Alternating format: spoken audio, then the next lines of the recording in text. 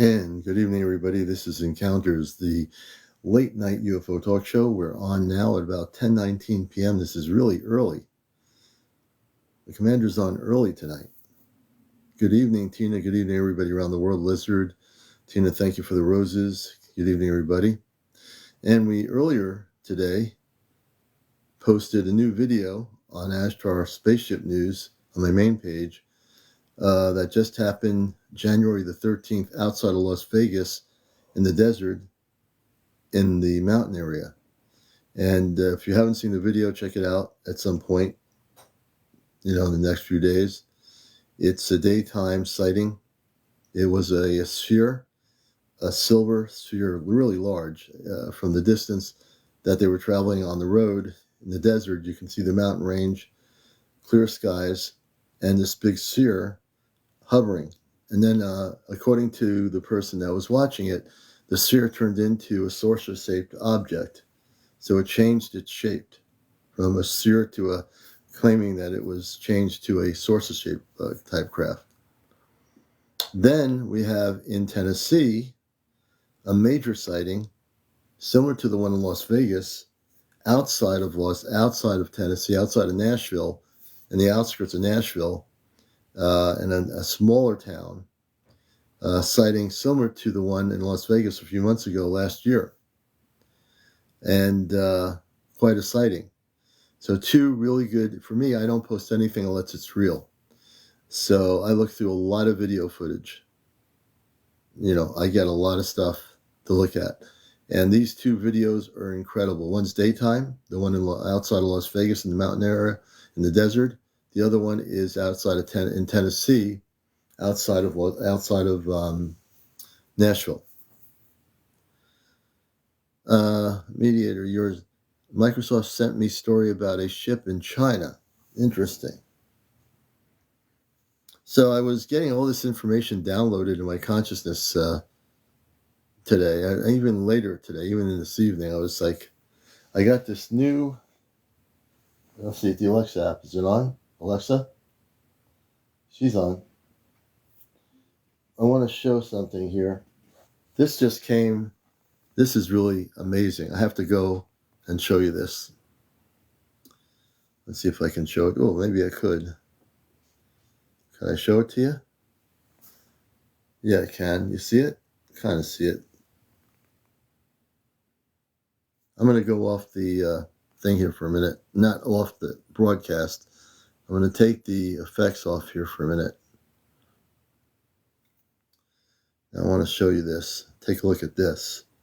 What does this look like? Right here. Check this out. I just got this the other day.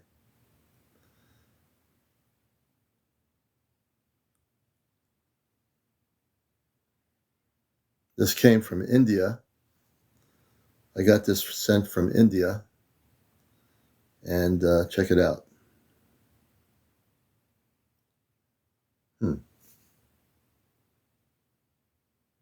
there's a pyramid here. So here's the pyramid. You can see the pyramid there. There you go.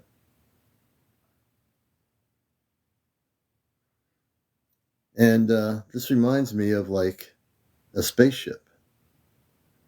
This is going over my Alexa app. I'm putting it on the Alexa app tonight. I'm going to amp it up.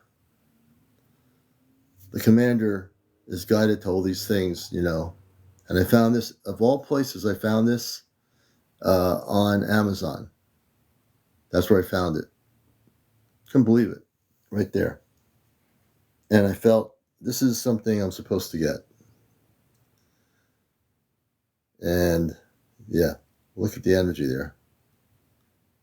Wow. That is quite a bit of energy. All right, that's going back down where I had it. We're going to go back to where I was here. The effects here. And we'll go back to the green screen.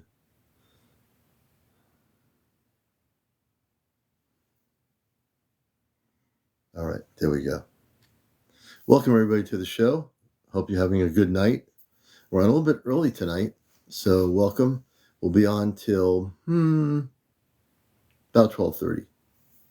I think we'll go to 12:30 here on Encounters, and who knows what's going to happen? We never know. I've got the radio set to 1710 in case anything happens. I got that amped up. Let me just let you hear that. Such a clear frequency at the end of the band. So we're on 1710 in case anything happens. Turn it up just a little bit more. This is the static from the radio. And if my Space Train Godico comes in,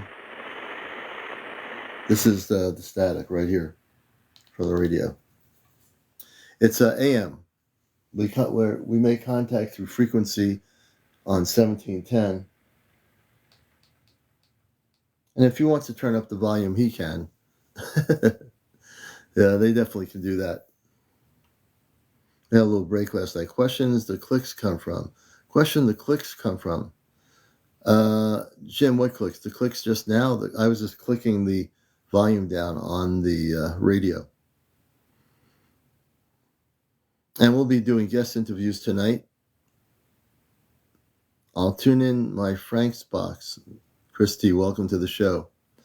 Ronell, Muller, I think it is. Jose. All the new people. T.G. Wynn. The yes and no tap. Oh, the yes and no taps when Godico is here. When a question is answered, one tap is for yes, that the answer is yes. Then two taps is always for no. Now, tomorrow night, we're going to have a few people on with me. We're going to have John Connor on tomorrow night. Taz is going to be on. I'm going to be on. And also, we're going to bring in Friends with Fairies on.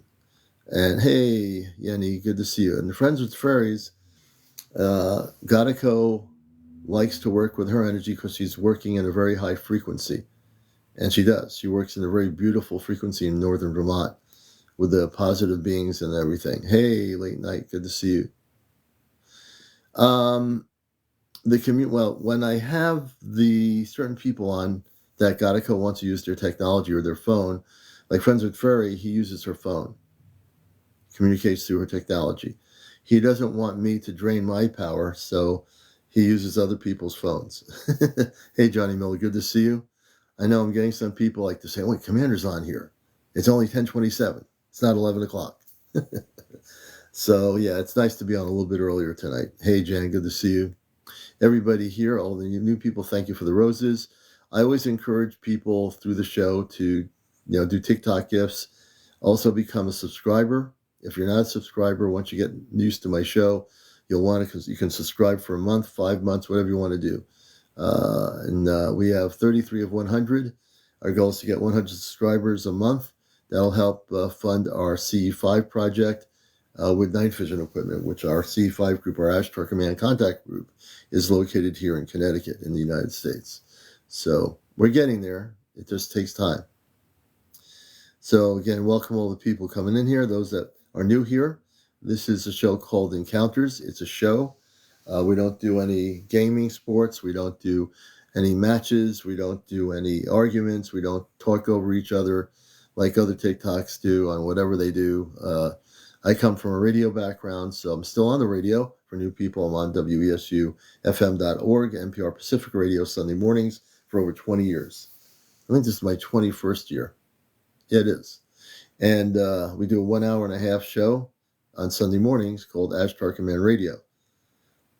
Hey, Dana, Kelly, yay, I'm still awake. Steve, literally Charlie, good to have you with us. Zion Rook. Hey, Pink Lady. Jim says, any men in black knock on your door yet? Nope, they won't even touch me. I don't care about those people. They're operating in a frequency that is so low they couldn't even get to my frequency. Linda Lou, how you doing? The commander is totally protected. Dreamers, paranormal. Just to let people know who are new, I work with the Ashtar Galactic Command, known as the Ashtar Command, before there was a thing on the internet called websites. Before there was even an internet, I've been working with them. pretty much all my adult life. I'm also from Mars originally. Good to see you, Skipper, and everybody coming in here. I came here on mission to Earth. I volunteered to come here. Many of you, our starseed, came here to volunteer here as well. I'm not the only one. I'm just being more vocal and visible about it. So I came out of the closet many years ago.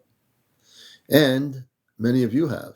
And many more people. Matter of fact, on George Norrie's show last year, he interviewed a woman who was a starseed who talked about coming to Earth from another planet.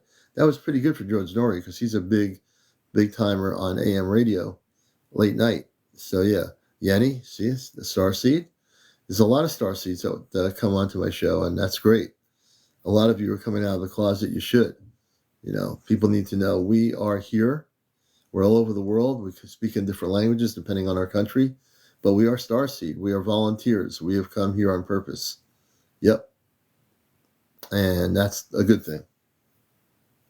And also, being from Mars, I've told new people Mars is a planet with 10 to 15 million people on it. When I've talked to Gadico, I asked them the other night, can you bring in the Palladians to join you when you come on? So I'm hoping Friday night, when Gadico communicates, that we will also be able to get the Palladians to start, or at least a group of Palladians, to be part of our Friday night gathering. We'll see what happens. Creative Cronies, good to see you. Welcome. So I'm really now going into farther into contact. I'm finally to the point now where I have so much confidence in the ability to make contact. I have no doubt.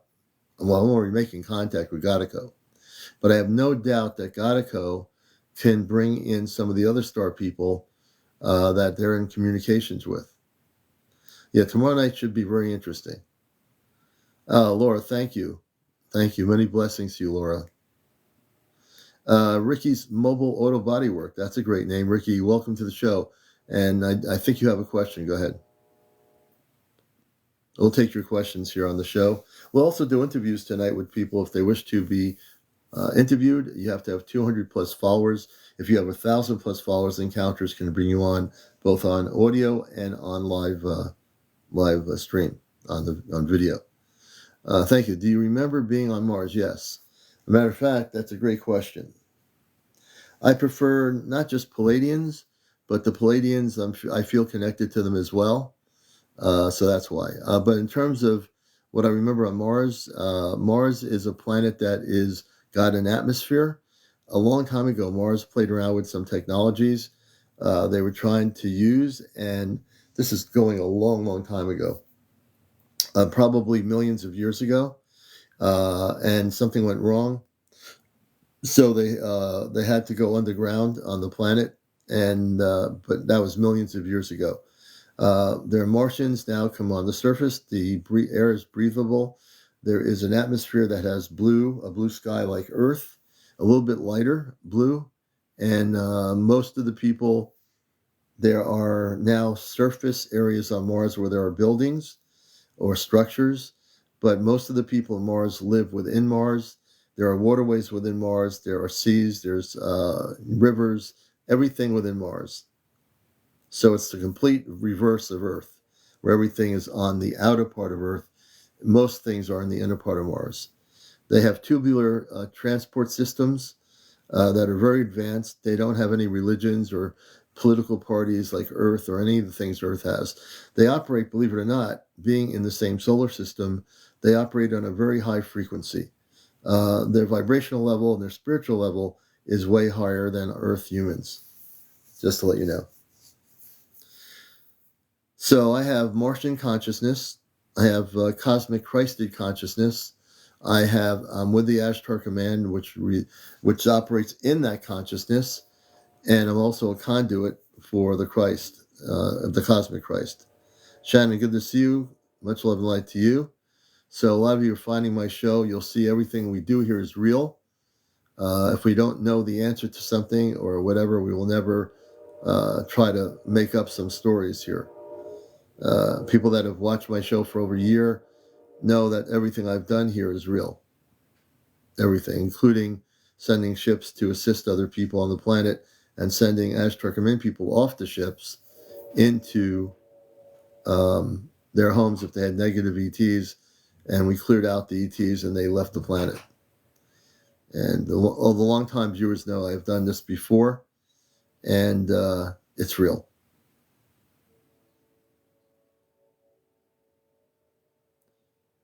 Sofa King Sweet, good evening. And good evening to everyone. So one thing to understand is, no, we're not going to send him to Mars. We don't really study. Good evening. So from a perspective as also a talk show host on Earth and have an Earth consciousness, I've used Earth-based media to do and create these things, like my radio show, this, the Martian people and those we don't care about Earth-based politics or any of that. We're here concerned about focusing on cosmic awakening, sharing stories, and Biden and all those people we don't care about. They're Earth-based people that are a part of something that we don't care about. We care about the humanity, those people here that are waking up. And as the planet ascends to a higher frequency, as disclosure starts to occur very shortly and very soon, there's nothing that can stop it. Nothing that can stop it. Yeah, I focus on God. Well, we all are connected to God, Sophia. Sofa, King, Sweet. We're all connected to God. And that's a beautiful thing, We're all connected.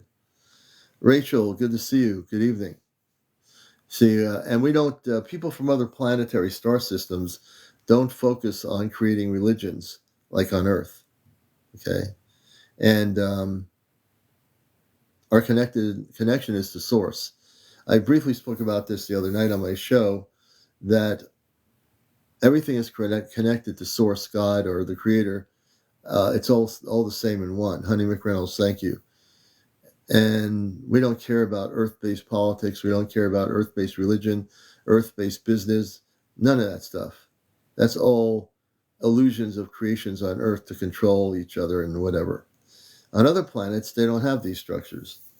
The Palladians, the people from the Syrian star systems, and none of them. John, thank you for the gifting.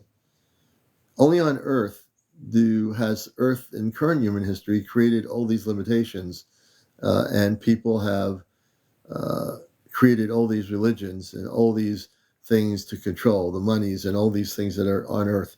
All of it's unimportant. And one of the things we teach, one of the things I want you to know, is not to put your coins into any politician on your planet. No politician is your savior. If you believe that, then you're stuck in the matrix. So we want to take you to a much more galactic level, a much more higher level. Wildcat is a Lyrian and Palladian. Beautiful Wildcat. That's a beautiful thing. For me, this show is about cosmic truth. I don't care about who's running a government, who's becoming president, who's running for office. From a star being perspective, we don't care. It's all part of the control of illusion. Doesn't matter. So Mother Earth is important to us, but the people that are in power, that we don't care about them. The Earth is a sentient being, so those are the most important things we care about. Every planet is a sentient being, contrary to what you're taught in science. Planets are living organisms just like humans, just like any life form. It's not just a rock or a bunch of trees. It's a living organism. Ada, welcome. So, did other people create religion and politics at an earlier time in their history? A lot of that. Roman Empire did it. It was done before that. But those all were the illusions too. I don't know how it started or who started it on this planet, but the planet wasn't meant to be that way. The Earth wasn't meant to be that way. But it won't be that way because now it's time for contact. And that's what's really scaring the people who are aware of the star people. They know they can't stop it. They know they can't stop what's coming. There's nothing they can do. Nothing to be afraid of. Nothing to fear. And what humanity needs to do, those that are awakened need to unite with each other, get to know each other, other starseed, other light workers, other people that are awake, other people that have had encounters with space people or UFO sightings. It's your time. It is. It's your time. It's your time because for 70 years, all the lies and deceit that have been perpetuated in every decade in our current history is coming to an end. And it will.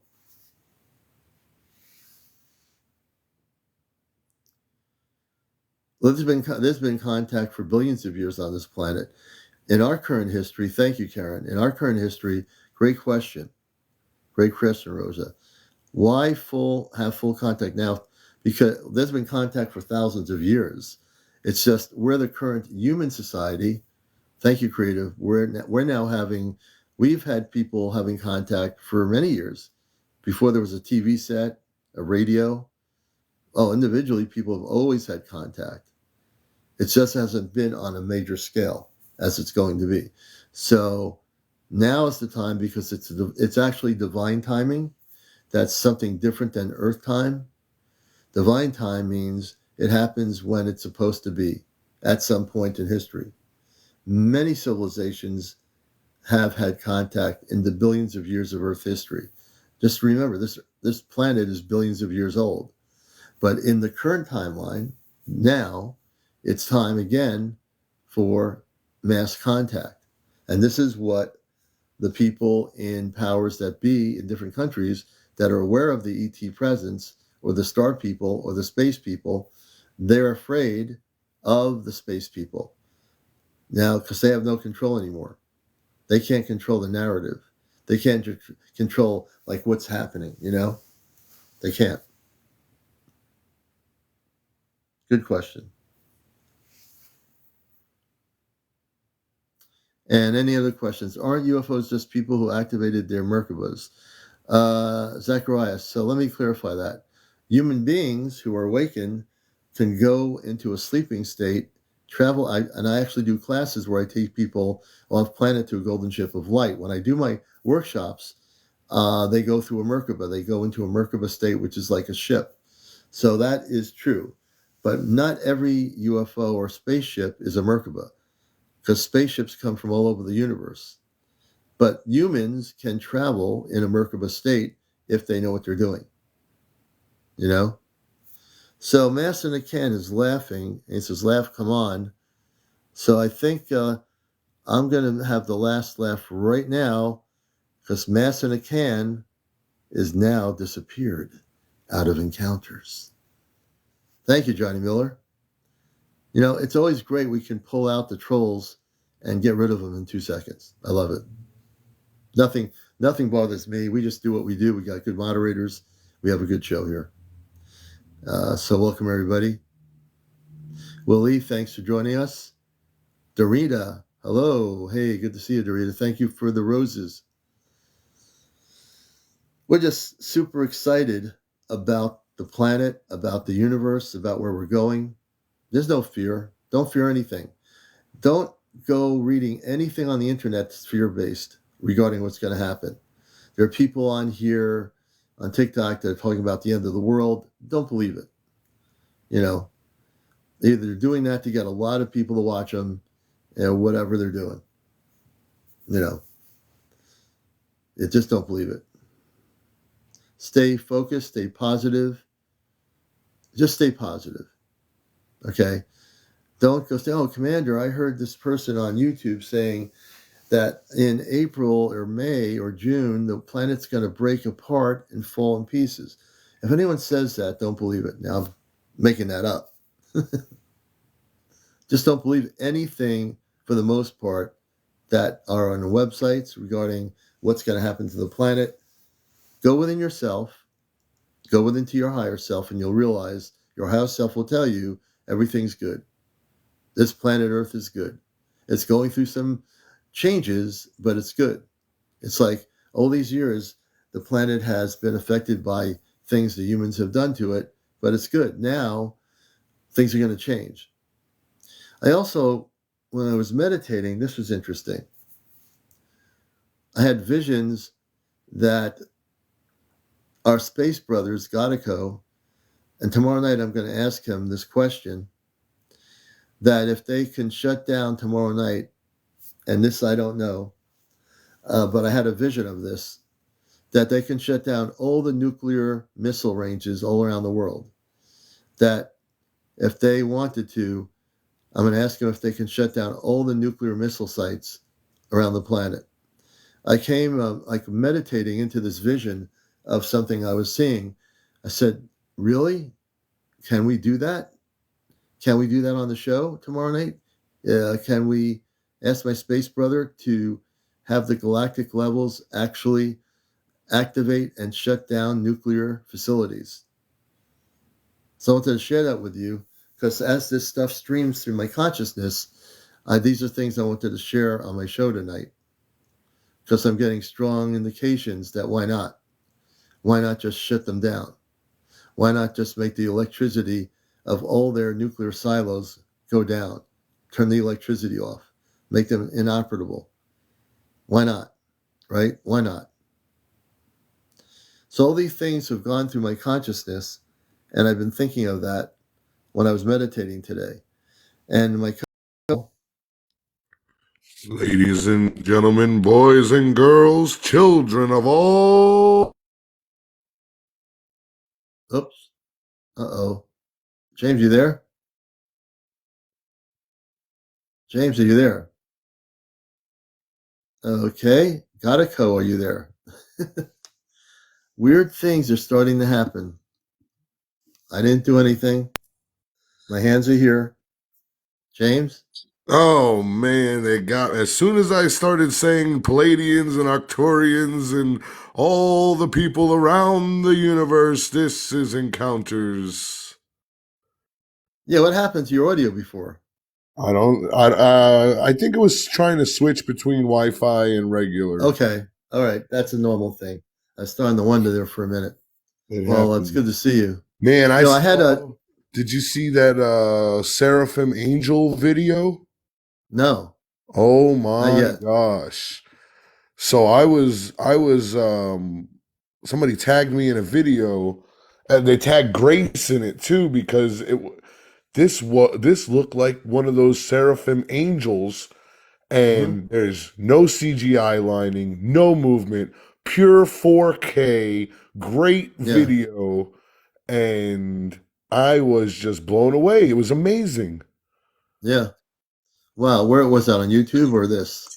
It's on TikTok. In fact, Grace was I'll have to tagging me check in it it. out. Yeah. I'll have If to you take a go to look. Grace's Yeah. page, it's on her page. Oh, I'll check it out later for sure, or tomorrow morning. Yeah, I was just mentioning I've been having these visions about tomorrow night, and I did kind of ask Godico and the people about shutting all the nuclear missile silos around the world down and turning off the electricity. And I came back with an answer that yes, it could be done. So if we have our contact tomorrow night, and I'm going to ask them to, we're going to do an experiment on the show tomorrow night, and we're going to see if they can shut down all the nuclear missile silos around the world. So this is going to be an experiment. I'm not saying it's going to happen or it won't happen, but I feel confident to ask the question. Wouldn't it be You know, crazy if the solar flare came tomorrow and actually did knock them all out? yeah, absolutely. I feel like I also had this vision. This is really weird. You know, one of the things I just got, I showed it earlier. I got it from India. It's got a pyramid in the middle, and it looks really quite awesome. You can't really see it completely, but take a look at this. Well, you kind of could see it a little bit through the green Yeah, screen. no, the green See that? screen. You see No, I that? can't really see it too good. I'm going to turn the green screen off for a minute so you can. Wait a minute. I'll do this here just for a moment. See this right here? Whoa! Look at that! That's like something straight out of Tesla. Yep. I got this from India. Hold it sideways so we can see it the other angle. Yeah, look at that. And is Check that this out. crystal coming out of it into the copper? Yep. It's sticking above it, and then the copper coils are set perfectly. Okay. Wow. And if you look at it, it looks sort of like a spaceship. It does. It looks like you put that inside the spaceship power core to power it. Yep. And You look how know, it's you don't know. That might be some type of a conduit. It might really amp up that crystal. That is, yeah, it is really cool. I've never seen anything like that. Now I'm putting that on top of the Alexa app. So I was told to put it there for some reason. I'm going back into my thing here. Wait a minute. Let's see here. There we go. So yeah, that I just got that from India. I ordered it. You're not going to believe, folks, where I found that. Of all places on Amazon, when I was looking for copper pyramids, that popped up, and I felt like that's really weird. That energy is really amazing. I ordered it, and it was supposed to come in February. I got it just the other day, straight from India. Just in time for contact. That's exactly right. It's amazing. I said, I'm not going to get this till February. What am I going to do? It came way before that. I was supposed to get it like mid-February. The darn thing comes like a few days late, a few days before. If you go on Amazon, folks that are interested in that, and you put in, I think it's Jet International Crystals, or Jet Crystals International, or just go on Amazon, you'll see it there. All right. And you can find it there if you're interested. If I have information, I'll share it with everybody. So, I'm not keeping it to myself. I'm certainly certain some people here might be able to use this particular device, and it is a device. So, Patrick, if you guys want them, I don't sell any of them. I just got one myself. It's on Amazon, Amazon.com. Put under copper pyramid coils or something. It should pop up. You'll see it. Guaranteed. The Commanders tunes into every crystal I have here, every device I have here is fully activated into such a high frequency. This thing, now they got it, the thing is totally activated. Frequency, you make them. Okay, cool. If you make them, do you sell them? Frequency, do you sell them, or do you? If you make them, you better sell them on Commander's show and give them a cut. Yeah, frequency. I think people would like something like that. I'm sure it looks like there's some people that would. It really does look like a spaceship. But Gonico's ship looks like a star. Jean Barber says, I buy crystals. I want one. Now see, I got everybody wanting one of these things. See, there I you use go. 18 cubic square foot length with my wire. So frequency, can you make something like this thing that I got from India? If you can, there are a lot of people looking for something like this. And then if some people want to check the Amazon site out to get one of these exact things, you can do that too when you have the time. So I'm all about supporting my friends here, We want to support local first, so frequency. We're going to support local. Frequency, like that. we'd like to support you first. Yeah, absolutely. Yes. I use resin. Okay. Yeah, definitely. If you can show us sometimes some pictures of some of the beautiful things, crystal and copper. Yep. Yeah, that's resin. Beautiful. That's what that looked like, Commander. Resin, crystal, and copper. Yeah. Yep. Absolutely. So we're going to see what frequency is everything. And that's okay. It doesn't. It's the resin is fine as long as the crystal is real. You're good to go. And the copper is real, then Yeah. Yeah. So we'd love to. Matter of fact, let me see here. Let's see, frequency. Where are you? I go backwards here. Hey, frequency. You want to come on and show some of what you have there? We're going to bring her on as our first guest. We'll bring her on as our first guest and see if she can come on. I see white in the screen. I don't see anybody in there. What's up, we? Oh, Hello. Hey, Frequency. Good evening. Can you hear me? Yeah, we can't see you though. We can hear you. Okay. Hold on one You're second. probably operating at such a high frequency the screen is blank. No, let me Frequency go is outside. everything, literally and figuratively, and with us right now. And we'll see if Gatico comes in later. You never know what he's going to do. So, frequency, this is what you do for a hobby. You do the crystal work. Yeah, I just do it for a hobby. Oh, cool. But we still can't see you. What's happening with your screen? All right, there it is. All right. Oh, Whoa, really weird. Andy's good looking. Look at this guy. Oh, Oh, there's Frequency. Hey, Frequency. Good to save have you some with ladies for the rest of us. us, You man. can have 'em. No, we're glad to have you on. So we'd love to Yeah. see some of the See, stuff you've done. Do you have things? People are going nuts over this thing. I have some in my shop out there. Oh, I'm actually making some this weekend. I was gonna make two of them actually. I got the molds for them, but I bought good. like the resin molds offline. You know, the pyramid ones Yeah. and all. And then Yeah. I used I put my copper or whatever in there, my coals or however. I usually do them all different kind of ways. yeah. But I'll put my quartz crystals or whatever kind of crystal I want in there, you know, that I have in there, and I'll Yeah. arrange them all in there, and then I'll pour my resin in there with it, and then let it lock up. Oh, wow.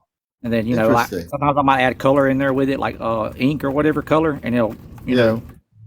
So, what's do you got a website or something where some people can get in contact with you?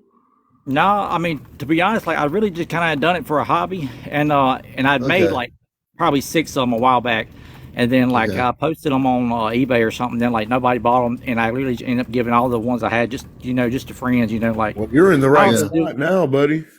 yeah, I don't really Yeah. do Now like you have. you know. Yeah. So, but So you're not really doing it for commercial purposes. It's more of a no, hobby. I mean, I'm not really too much worried about money or whatever. So Yeah. All right. That's good. it's just kind of a thing to pass time, and just to help others out or whatever. Yeah, well, Cool. if A we lot can of get people one here. sold for $500 each, Well, yeah. If that's that's a the different case, story. Well, you know what? The one we have here from India, there's always things in the universe works in really interesting ways. I was concerned it wasn't going to get here in time, and I thought I was getting it in February. That one came from India, and I went on their website, and of all places, I found it on Amazon. I couldn't believe it. So they had that beautiful energy, like what you're talking about. If you were doing them for a sale, people probably here in our show would probably contact you offline to try to get something similar like that if you were making them. right. Like, are you also like familiar with like electric culture, as far as like your gardening and all that as well? Well, I micro farm a I call it light farming. I have a light garden of watermelons I grow and strawberries and stuff, so I'm not familiar with that too much. See, that's kind of how I got into it a little bit. Was that you make your coils of copper, and you either run them down like a stick or bamboo or whatever, and your coil either going out, kind of just like read your plants. However your plants are coiling or growing, that's how you want to Yeah. coil your wire. And then it draws in the from the atmosphere and kind of like gives that ground, if it's deficient of anything, it kind of brings in that energy to the area that you have that copper wire and that's going into the ground with the bamboo or whatever. And then I usually put a quartz crystal at the top of my coil, and it kind of draws in all the energy and brings it into the ground, and your plants and all will grow like double the amount of whatever size or Really that you're growing. interesting. Yeah, I'll have to try doing that, I think. definitely. Yeah. Someone's saying, Alicia says, I wonder if Gatico. Yeah, Gatico likes the copper crystal things. He Yeah. does. He does. But That's pretty Frequency, interesting. you get any UFOs out there? most Oh, be definitely. careful with this. Be careful with the smoking. TikTok doesn't like that, Oh, and it can. Yeah. It'll cause me to have a problem, and I might Oh, not yeah. be here. That's the steam. I hear it's foggy. Yeah, but Yeah, I got you. yeah, But yeah, most but definitely, man. I have a lot of experiences. I talked to them briefly about it before, but it's like I've tried posting some of my real good stuff that I have of all of the different types of beings I have. I mean, I've got like real good, clear pictures of yeah, different types of beings. But it's like TikTok. Either it's like it freezes up, or they'll take it off immediately for some kind of crazy guideline, and then I got so many Really? on my guidelines that they was threatening to dismiss my account or whatever. So I literally Yeah. just quit trying to post anything that had the actual beings or actual crafts in it, that were like They were trying to censor you from posting your own stuff that you've yeah, seen. Like now, these are videos or pictures of things you've seen, correctly? right. It's Correct. like Yes. for the So, last year, a little more than a year, I've been documenting it. When I had I would say for sure like an abduction of from some type of being, and that's when it's really brought to my attention of what was kind of going on with me. And then not only was I start studying myself, but also studying the everywhere things around me, because mhm. everything's it's on a daily basis for me. It's like so many things, all the electronics go crazy all the time, the TV's cut Wait, on. did you come on here and share your abduction story? I come on a little while back, but I didn't A really while share back, too much. yeah. Yeah. Yeah, a little bit. But now we're getting into more of your background as to what happened. And I think people are fascinated on encounters to hear your story. So, what kind of beings have you seen? Describe some of the interactions. Well, I see it varies like from day to day, literally. I guess the type of energy, but like, I've got to where I can pretty much pick up on the energy. Like whenever I feel that certain type of energy, it's like I'm drawn to their exact location. Like I can feel the energy, then I can take out my camera or whatever and record in that spot. Like I might not see them Hmm. right then with my visual eye, but when I go back Hmm. and play the footage or whatever, it's all there. I mean, clear as day. And like I've proved the most skeptical wrong so many times, just because Yeah. when it all first happened, from the first incident, I was trying to tell so many people about it, and I had some really, really good footage of that, of the actual taking. Like I can remember, like literally what made me kind of was so odd about it was when the experience happened, I didn't really notice any different. Like I woke up at three Hmm. o'clock in the morning, dead on the dot, and I just had this urge to go outside. Well, as soon as I went outside, I was drawn to a spot in the sky, and it was literally like two UFOs just sitting there, Wow. moving. That not like a star or plane or nothing. I was like, dang. So I was always fascinated about it. So I took out my camera and started recording, and I recorded probably a 3 minute video of it zigzagging, both of them, just Wow. displaying all kind of different things in the sky. So I knew I was outside for approximately 5 minutes because I quit recording whenever they took off. So I went Hmm. inside Yeah. and was all excited to go back and review my footage. So when I went back in to review my footage, I've got a 15 minute video. I'm like, Wow. so I started Now, reviewing. Do now, what when you now? see them, do you feel like they're watching you at the time? Because obviously you know where they are and they know where you are. Oh yeah, it's like like I can feel the presence of them. I mean, pretty much constant. Like now, at this point, like it's got so like intense as far as the energy. The frequency is just like it's it's just constant, and I've kind of just got used to it. Really, it's just kind of like everyday life now. As far as I Yeah. kind of ignore a lot of it, but there are Hmm. times where I will kind of investigate, take more pictures and all. But like I literally have got over 5,000 photos and several hundred of videos. Wow. And I Oh would my say God. probably half of those are real good stuff. But Yeah. I've got so much stuff that I literally cannot go through it all myself. Like I Oh don't my even have God. time in my life to go through it. No, I can. I'm only imagining here on Encounters, so much of what you have now. What have you been visited? I get the feeling when you're going to see all this stuff you've been going through. I would imagine you've been visited by space people or space Oh yeah. beings. Uh, I had dreams, and I've always, even growing up, I've always had odd dreams of different types of being places that I knew was not of here, and visited by like light beings or whatever. It wasn't ever so much of a like a three-dimensional figure, until here recently. Like even in a lot of my photos, I've got they're three-dimensional. Like none of them really look like us. They're like I've got some that are like real, like their heads are kind of like real big on the top, round, and they're kind of like round at the bottom too, and they're blue. Hmm. All right, then I've Blue. got so many other types. I got like the traditional gray looking ones. Then I've got like the reptilian beings. I've got what I call spirit beings, like wood spirits, because they look more like of a digital a digital being, you know, like when you catch them on the film, you know, they're not like three-dimensional, like they're more of a digital display on it. But Right. you know, and all the kind of like the other kind of ghostly like that spirits and all that are kind of transparent, you know.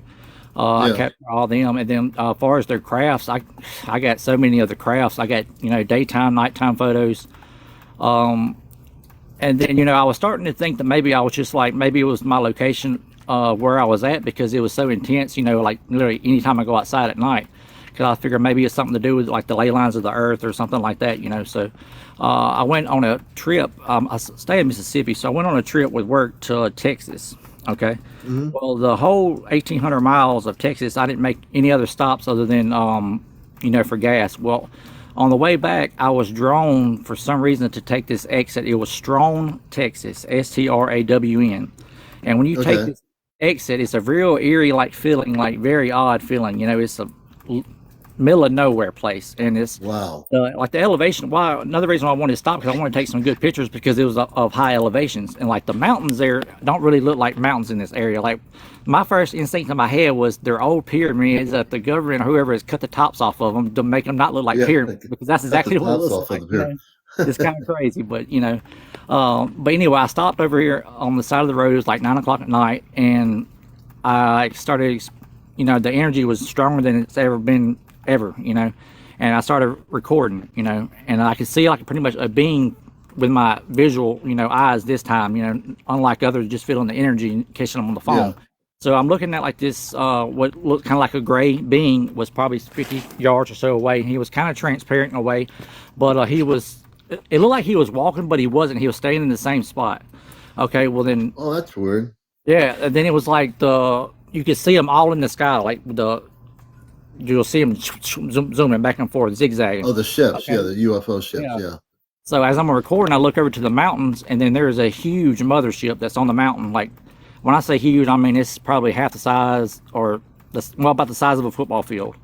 All right, and it's transparent, kind of, but it's also like the whole time it's sitting on the mountain is shape shifting into kind of different sizes and shapes, you know, but it's still like Wow. the original kind of the saucer shape, you know, it's going back to. And the whole time there's all kind of things coming out of it. I don't know if it's other beings, other like you know, there are other ships or whatever. Or like little ships or unmanned Yeah. craft or stuff from the mothership. Okay. Yeah, so I experienced all that, and I've got like the 3 minute and whatever long video that is of that, and Hmm. I got home, I started analyzing those videos or whatever, and started looking at it more, you know, and doing it frame by frame, and it looks kind of blurry on the video, but it's what it actually is very interesting. Is the whole video is made up of nothing but hieroglyphics of their language or whatever that it is that they, you know, project. But it's still a video. You know, you see what I'm saying? Yeah. Still. Yeah, I got Yeah. you. I It's did. all hieroglyphics, like very visible to anyone that's not even like, that don't even believe in it. You know, look at, they're like, what is that? You know? They'll still see that, Oh and yeah. they're gonna probably like, what the heck am I looking at? Yeah, but What you is know, you that? can't see the hieroglyphics until it almost just kind of like a fuzzy video almost, if you just watch the video. But when you do it frame by frame and start stopping it, it's a forever changing video of the whole video. The whole screen is nothing but thousands and thousands of hieroglyphics stacked on top of each other, you know, and all kind of different beings are in it, and it's amazing. And that's how a lot of my photos and videos are also, that I get from these types of beings.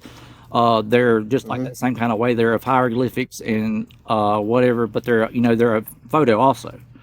But Oh, wow. I get a lot of Yeah, that's interesting. yeah, it's Yeah, very do interesting. you work like when you? Hey, we got James back up here. I don't have the James before, but we got him back up. Do you when you meditate or anything? Do you protect yourself in Christ consciousness with your contacts with the ETs?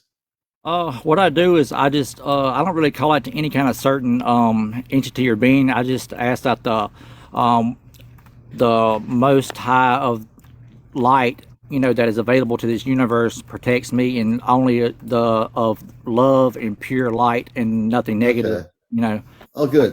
that's So kind you've of never had any negative encounters with any beings? Oh yeah, I've definitely had negative encounters. Because that was kind of really my first one was kind of negative, because it was real like what some people would say demonic like in a way. the Ooh. vibe off of it. But once I kind of started realizing, what it was and how to protect myself, it's kind of like they know how to keep their distance with that. You know what I mean? Mhm. It's Well, this is what I'm suggesting is, and you can take it or leave it. I'm gonna, because I work in cosmic Christ consciousness. I've helped a lot of people working as an Ashtar command, coming from Mars and all that stuff. So I would suggest you want to really make sure that you don't have any negative contacts at all ever again. Just say, I ask that the Christed beings of light protect me, and they actually, you won't necessarily see them, but they'll protect you. right. And if saying I want the highest power, of light to protect me is too general. You got to be real more specific. And Yeah. that's why you were still able to have these other energies come in, because it's not like saying, if you say, like, I'm a Christed being of light, you can't come near me. Once you start doing that, you won't have that. And then you put a bubble around the area of the perimeter of your property. Yeah. Right. Put a, like, matter of fact, I've done this for people. I've sent Ashtar Command spaceships, and actually, I will do this for you. I'm going to ask the Ashtar Command to put to clear out any energy of any lower vibrational ETs that have been interfering with you over the years or over time, that they're not allowed to affect you anymore.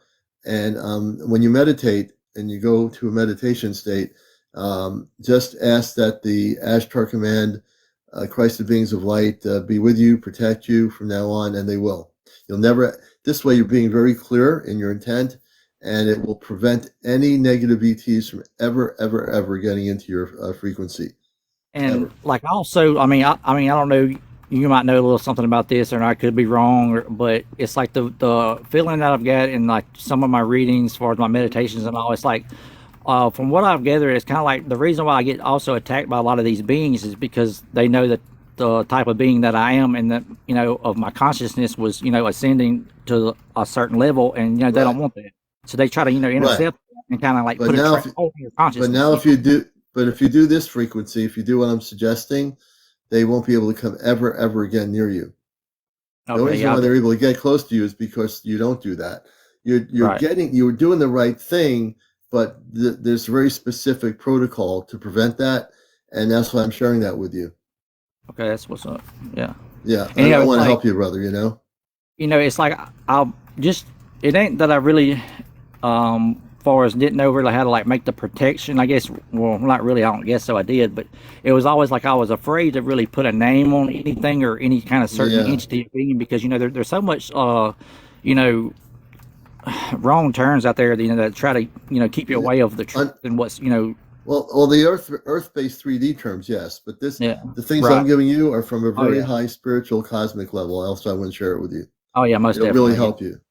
Yeah. People know that, who watch the show, that that you've watched me on here when I've helped people as a conduit. People that had a negative thing happen to a woman in England about a week or so ago. Within 24 hours, she had no more pain from the negative ET that played around with her neck, with the finger, or whatever they Oh, did. So this is just to help you. You'll never ever have any negative energies trying to come toward you if you do all this. And like I said, we'll put a ship over your location for about 7 days, and in 7 days it'll be cloaked. You won't see it, but you will feel the energy. They're going to have a tensor beam that they're going to be radiating down in your whole area where you live, and it's going to clear all the energies out. So there's only nothing but high frequency. I'll be So sure I'm not to gift. blind them with my laser for the next 7 days. No, you won't. Yeah. So I'm gifting you with that, because Right. I when I hear appreciate it. stories, I know that I need to help you. So that's what part of what I do here. My mission on Earth is to help my brothers and sisters. And it's just like what really kind of what made me kind of worry was when I was with one of my ex. She has a camera in her room. When all this first started, she come to me and she was like, "You need to see this." And I said, "What is it?" And she said, "Watch the video." And the whole video was like, I don't know however long it was, but like my eyes were like when I say glow, bright blue, like Hmm. real light bluish white light, like they was literally glowing like a blinding in the whole video. It was a night Wow. vision camera, but it's not like a normal eye glare. Yeah. And that's what kind of made me start investigating to myself. Or as I would record myself on sometimes at my little episodes or whatever outside, and what I've noticed, and I've got the pictures and all of this kind of stuff to prove it also, but it's like I've also seen like my actual being myself like change completely, not look nothing like me. And then Wow. also my eyes would be different colors. They've been anywhere from red to all black to white, Wow. in between. And that, it's, I don't know, it's very interesting. And it's like I'm trying to figure that out, too, exactly maybe who my true being is also, but Yeah. I don't know, it's a lot of stuff going on. Interesting when they say the multiple yous, like there's multiple in a cosmic way. You're sharing there are multiple realities of you. Like if you take the that's here right now on Earth, Earth, this is the you, but it's not the only you. Right. If you go to the next dimension, excuse me, of you, you'll see that you looks different on the next level than you looks here. And there's multiple yous. That's one of the things that's fascinating when you talk about that. In some of my classes I teach people there are multiple yous, meaning so the earth you hear that is now already in another vibrational pattern of beyond earth is another you that's now elevated into a different frequency. So when you get to that next level, that other you that was there will not be there anymore. It will be at another level. So there are many aspects of everybody out here watching this. Many people have, many individual yous that are watching this. The you that's here, folks, there's another you that's already past here. And then you just keep going up the cosmic elevator. It never ends. So you just keep seeing the new you as your vibration level goes up. Yeah, because I guess we're interdimensional beings anyway. And then time isn't really real anyway, or what most perceive here on Earth Right. anyway. Correct? That's right. Time is an earth-based thing. As my friend Kedar Manka, my father on the ship, has stated to me telepathically over the years before the internet, and even Gonico, my friend from space, who contacted me over a month and a half ago through the Alexa app, that there is no time where they are. Time Right. is a human creation. We work. This Earth is so messed up with time. It's That's it's just crazy. unbelievable. It's crazy. But when you learn as a human that and obviously you're not just a human being, frequency, you're more than just a human being. You physically have the makeup of a human like everybody, but your consciousness is shifting. And that goes for a Right. lot of people that are watching this show. Consciousness shifts, therefore they're not the same person they were going to high school or college, if they went to college or whatever. You're more than just the books that you were taught to read in school. You are definitely what I call a star seed or star beings within the human form. Your higher self, if you connect with that, I tell people, don't connect with your brain, connect with your higher self. What does that mean? Your higher self has your connection to the universe. The higher self has a Everything clear in it. connection. Yeah. You know about the higher Everything. self, right? Yeah. So it's all a beautiful thing. And, you've had so many experiences of both sides of it. But now going forward, with the meditation, with the Ashtar command protection, with asking the Christ, the beings of light, to assist you always, you'll have nothing but positive contact. And Oh if you yeah. have physical beings trying to come close to you, if they're not of the Christed frequencies, they will not be able to come near you. They're afraid of that. They don't like that cosmic frequency because it's a very high frequency. And the Yeah. negative ETs, they operate at a very low frequency. Yeah. The NAA's. Yeah, they just, I never have any of that happen to me because I came here fully activated, even when I didn't know what I was connected to as a kid. But as an adult, as I became more, our minds become more mature. I realized as I became more aware that I worked in the cosmic Christed frequency always. I never had any negative ETs. I don't go to their vibration. I'd have to lower my vibration for them to be able to even see me. My vibration is so high. They don't even affect me. They're not even near me. And And and you can do the same thing too, by the way. like I really like here recently, probably in the last month or so, I really haven't done any kind of like investigating far as because I've just kind of got so used to it. But not only that, I've been kind of busy with other things, my work and all that kind of stuff. But Yeah, of course. Yeah. with the abductions though, it's like I know I've been taken by whatever being it was at whatever time so many times, just because of the some of the footages that I have, and then have the like with the very first incident, it was like literally like it was such a good abduction like video, because like it literally, like, my phone drops, it's in the grass, and you see like the lights come onto the grass, and then like it goes from that to like a dragon noise almost. It's very odd, and then it's like I'm in their ship or whatever, because it wasn't like a vehicle noise. It was more like of a hum noise. It was kind of like you kind of like tell like they was accelerating, maybe, possibly. Yeah. But so were you in a ship? You mentioned the word ship. Have you? That prompted another good question for my consciousness. Why I pick up words. Have you ever been technically or no physically taken on board one of these ships? well, Do you without remember? them wiping my memory, no. But Mm. if you want to, like, I've always had very, very like lifelike vivid dreams. I visit several of those in my dreams, especially here recently. I went out with massive ships, and it's nothing that you could, it's when you wake up, like, it's like it was real, and Yeah. you can feel everything in the so-called dream and all that kind of stuff like that, um and a lot of the footages that I have of these abductions, I know because, like, my phone, like, they're very, like, their technology is very good, because they're always able to stay out of the, most of the time, out of the pan of the camera. All right. Yeah. And they are also able to manipulate your devices, like, with ease, like it's nothing. Oh yeah. Talk about manipulating the devices. When my friend Godico comes in, they're from the star system Sirius. He's a friend of mine from before going to Planet B, coming here. Godico and I were working together when we were kids in a galactic school before I came here to Earth. And so what Godico does, we have a little bit of fun with everybody here. Yeah. I mean, it's like they're able to implant, false imagery and all that kind of stuff. I mean, well, the negative ones will do that, I think, but the one that I'm talking about, he's say again, What he was James. saying is that they can manipulate, like, to look like a cloud, or They can an manipulate airplane, things, yeah. or stuff like that. Oh yeah, yeah, that's true. and I get it. it's like I've noticed too, like, it's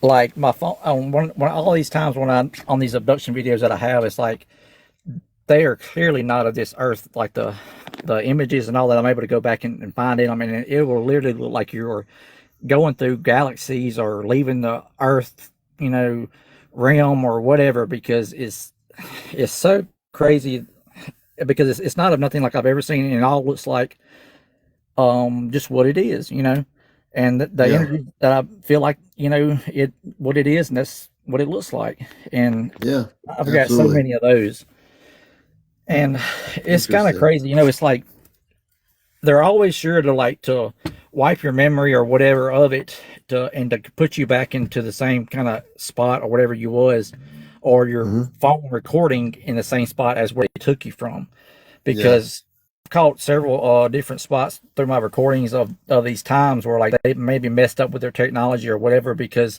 like, when I knew that I was being taken to that point, how the camera was, and then when it comes back, say, Yeah. for instance, something else was there, that come into the picture that wasn't there. It's just like, it's like, Yeah. it's like somebody snaps a finger and then it's there on the screen again. It's like it just appears there. And that's like when they put you back into the reality. You know what I mean? Right.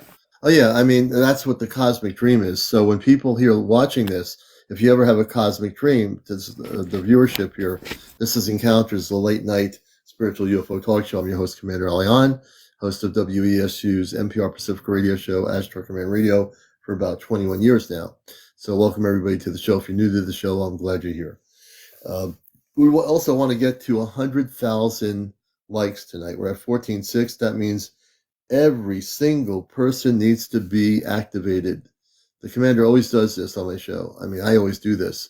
I want to get everybody activated, motivated, and let's just get it going here. Everybody, we lost, well, it was good having Frequency on here. Maybe he Okay, a little disconnected, a little discombobulated, or was being or world. Things are happening. Weird things are happening. Strange and unusual things happen on encounters only on with encounters. Commander That's right. It is Leon. true. James knows this. Now I do have, like, you won't hear it, but I have the radio, the special radio here. I just let people see this. I'll turn the volume up. This is 1710 AM. And this is the static you're hearing is coming from the radio. This is an AM radio. All right. So Gatico, if Gatico's out there, wow, this is really weird. If Gatico's out there, Gatico will respond to the static. Anyway. Commander.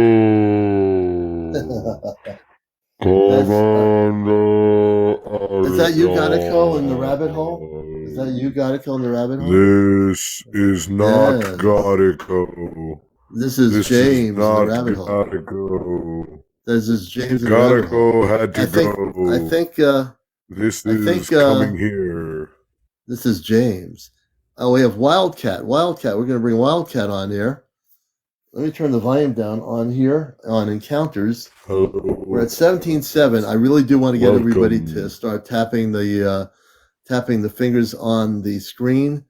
We want to get up to 100,000 tonight. We're at 17.9. Let's do it, folks. You're not going to let you sit down there and fall asleep. Not happening. And hey, Wildcat, welcome to the show. Welcome to Encounters. Hey, everyone. Good to have you with us. Welcome. Thank you. And Welcome. what would you? Hello. Yeah, where are you located, and what would you like to share tonight on Encounters? I'm in Northwest Florida. Oh, okay, great. Northwest Florida, all right. And what would you like to talk about in relation to the subjects we deal with? Well, yesterday morning I went outside to have my cigarette and coffee, and I was just looking up at the clouds and stuff, and I looked over to my right, and I seen this big white ship, no sound, no wings. It had like 3 little lights on the front of it, and I watched it go across the sky for a few minutes, and I swear to God, it turned into like this gray ball and then disappeared on the next block over. Wow. And I didn't get any It kind of footage. shapeshifted. That's Yes. all right. Can you bring your camera on? Do you know how to work the TikTok camera on your screen? I'm not looking the best right now, but I was getting ready to don't go worry to about bed. it. Oh, But- don't worry about it. Don't worry about it. So what it Okay. did is it changed its shape to a sphere, like a round-looking object, and disappeared. Right? Yes. Yeah, they can do that. I'm so I mad have I a didn't have video. my phone on me. I wish I had your phone. There's a video I posted from Nevada from January 13th. A gentleman was driving in the desert on a highway, and he got video footage of a sphere, metallic-looking sphere, and he says it changed into a flying saucer type object and disappeared. It was like hovering he was driving, it was hovering for a while, and then it changed shape and disappeared. Just similar to what you're talking about. Yeah, I've never seen one during the day, and it was the biggest one I've ever seen, because what I normally see in the sky Wow. looks like a freaking star. Yeah. It looks like a dim star moving, and this, Yeah. man, I'm so mad I didn't get footage.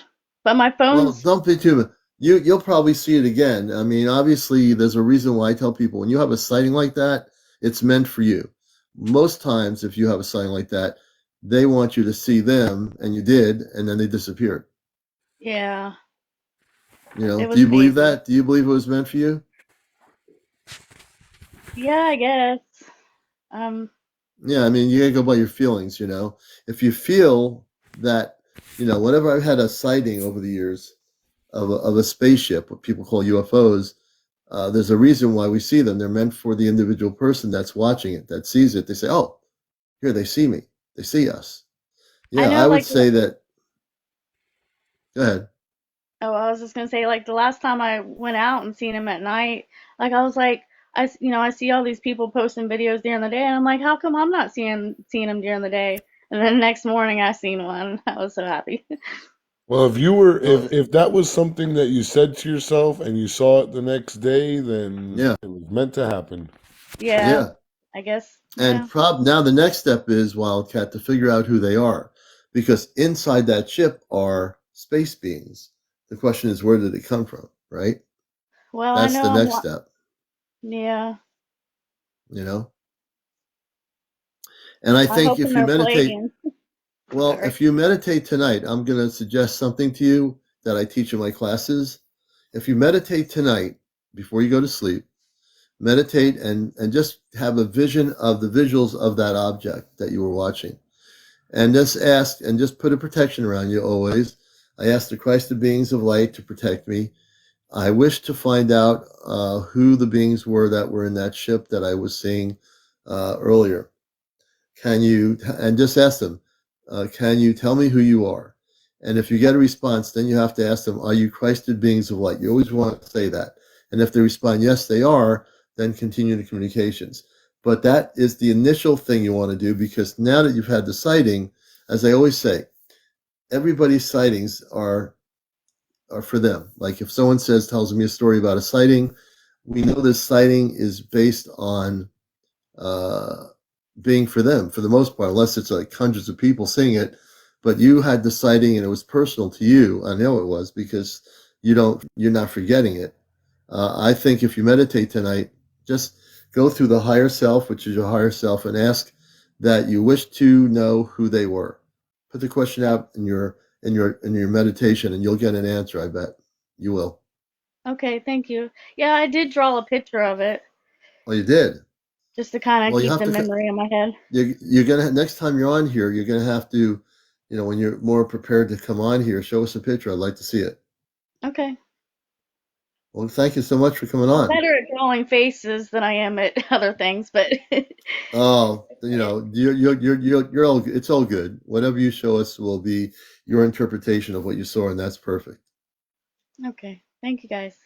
Hey, thank you, Wildcat, and we're glad to have you here. Let's see, am I following you? I think I am. I should be. Yeah, I am. I'm following you. Very good. Well, thank you so much for being here. That was a pleasure to meet you. All right, we're going to do this here. And that was Wildcat. Who else is coming on here? Let me see. Terry. Let's bring Terry on. And we'll see what our next guest, Terry, wants to. In relation to the UFO ET thing. Good evening, Terry. Welcome to Encounters. Hey, Hey, good to have you with us this evening. How you doing? Hello. I'm doing all right. And what would you like to share with us tonight regarding the subject? I have had a few encounters. Oh, great. And when did those start? Obviously, you're Where an are you adult now. located? Yeah, I'm Where are you definitely an located? adult now. I'm 42. There you go. And are you able to go on screen? You know how to use the camera, or is that something you're not using? I can use a camera. Oh, that's great. We'd like to get people on camera if they can. So that'd be great. Okay. There it is. Oh, can you see me? Nope, not yet. Once the camera, now we can see you. They are. Good to meet you, Terry. And so everyone say hello to Terry, all our people over the world on the show. And Terry, so when did your encounters or visitations start happening? My first two were around the mid 90s, maybe early 90s. And I don't know. and how did that happen? Did you have sightings first, or it Yeah, I just actually had a very close encounter. Um, the first one hypnotized me. I don't know which hmm, of the kind it it is because we got mm-hmm, the mm-hmm, 5 levels. mm-hmm. Um, and so I did suffer the hypnosis state, and I don't know if I was on board on the ship. The second one was about a year after that. I was only a kid then, Oh, and I could have swore that was on the news. hmm, Um, but there's no evidence of that. It was like it was all wiped away. The third one was a few years ago as an adult, and that one was weird. It was like what you were saying a few minutes ago to the person that was on. That one seemed to have had purpose because they were asking me to do something. What did they look like? Can you tell us, like, what, for people watching this, can you give us a description of what they look like at all, or do you remember? The first time I didn't see anything. And the second one I didn't either, and I was tricked into seeing what I didn't see. They made me believe that I saw M&Ms or some crap. Well, yeah, it's weird. That is kind of weird. The one that I was on a few years ago, I have no recollection. I have no idea. Sorry. That's okay. I mean, you can only tell us what you know. So, how long did these experiences happen, and are they currently still happening in your 40s with beings coming to you or visiting you or anything? Visitations actually happen a lot. Like, I feel like I can ask them to come. Be like, hey, come here. You know, like, I don't know how to describe downloads and uploads and stuff. Yeah. I don't know if you're familiar with that stuff, but I am. You are? Okay, good. Then we're on the same page. Well, you know what's really weird? As we're talking, is it happening now? Hello? No, it seems all right. For a minute, I thought something weird was happening here. But go ahead. Weird things do happen on this show. Okay, I'm not familiar with the show at all. I just got here and I saw this. You just got here? Well, welcome. We're glad to have you here. We've been on over a year. So it's glad to have you. I'm on WESU, NPR station, for 20 years, and I decided to do on TikTok and bring the concept of a talk show on UFOs and spiritual UFO areas to TikTok, and it's there's nothing like it, and I'm glad you found the show. So that's welcome. Great, because I spent like almost my entire life, everybody was calling me crazy. Yeah, and not crazy. Disbelief in everything. So yeah, I like that. Yeah. I didn't know that are crazy now, like this crazy people, because nobody could take what I saw away from me. Yeah. I saw what I saw, and everybody said that I was crazy for the past 30 years, and the government came out with their council of UFO contact, and then here we are. Yep. 30 years later, those people that thought you were crazy, they're the minority now. You can laugh at them because they are such a minority now. It's unbelievable, because more people around the world, and in this show, everyone will tell you you're not crazy. We are the. Go ahead. Where did you say you were located again? Denver, Colorado. Oh, shoot. Yeah, James? Just directly north of Westcliff, Colorado, is a couple hours, is the cattle mutilation capital of the world, and there's also the UFO watchtower down there. Oh, well, thank you, Commander. Susan. Let's talk about that cattle mutilation thing. Is that a Zeta activity? The mutilations by the lower vibrational ETs. Let me explain something here that I do know, because it's not my main focus. There are both things happening. There is secret government operations that are mutilating cattle. That we have a secret operation, and I know this for a fact. Don't ask me how I know this, but we do things too. We have equipment or craft that are reverse engineered to do this. And on other levels, there are lower vibrational beings that are doing these cattle mutilations too. And in some cases, they're working in conjunction with a secret government operation that exists.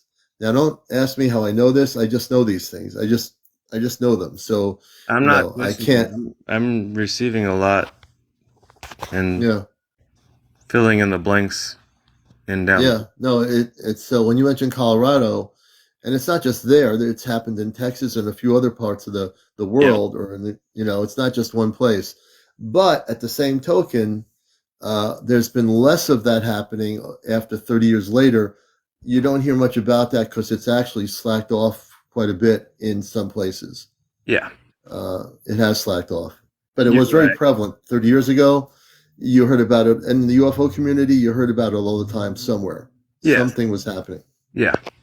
And you You hear know. about Have it you a ever lot in seen any Russia group too. formations out there? What, James? I wanted to know if he has seen any group formation UFOs Group out formation. Oh, you mean like an armada or a group of spaceships or UFOs? there. Yeah, sure. You know, one or two or I three have more. not seen group formations. I've only seen a few ships, and I was only on board 3. Yeah, Oh. yeah. And they were singular. There was not multiple ships. Yeah, and that's fine. I mean, not everybody has. Yeah, no, I multiple was just ships. wondering. No, that's a good question. That Yeah, is a yeah. I very good mean, question. And thank you for and it's asking. I feel like yeah, you guys believe me. I'm taking a breath right now. I've never fucking felt this way before. yeah. We just want to keep the language clean. But other than that, Oh, yes, sorry. we do believe you. Yeah, I'm well aware of TikTok and all these things, but yeah, no, we believe you because that's what this show is about. This show is started because we do have a very. I'm a contactee from the '60s. My experience, Terry, 60s. was Wow, that's nice. yeah, yeah, Born in 1960, mid 82. '60s, preteen. And when I got done with dinner, I went upstairs to my brother's room. I just, for some reason, had to go upstairs. I lived in a cul-de-sac in Long Island, New York at the time as a kid. And I opened my brother's wooden blinds, and there's a spaceship, a saucer ship with windows, and it's hovering, and there's like a white mist around the whole area. And I see men, women, and children in light blue space outfits. And they were very loving beings or people, and they were telepathic. So what they were doing is communicating mind-to-mind communications. They said, "You're not from here. You're part of our galactic family." These were very spiritual beings. I didn't deal with. Like I said, I've never dealt with any lower vibrational beings.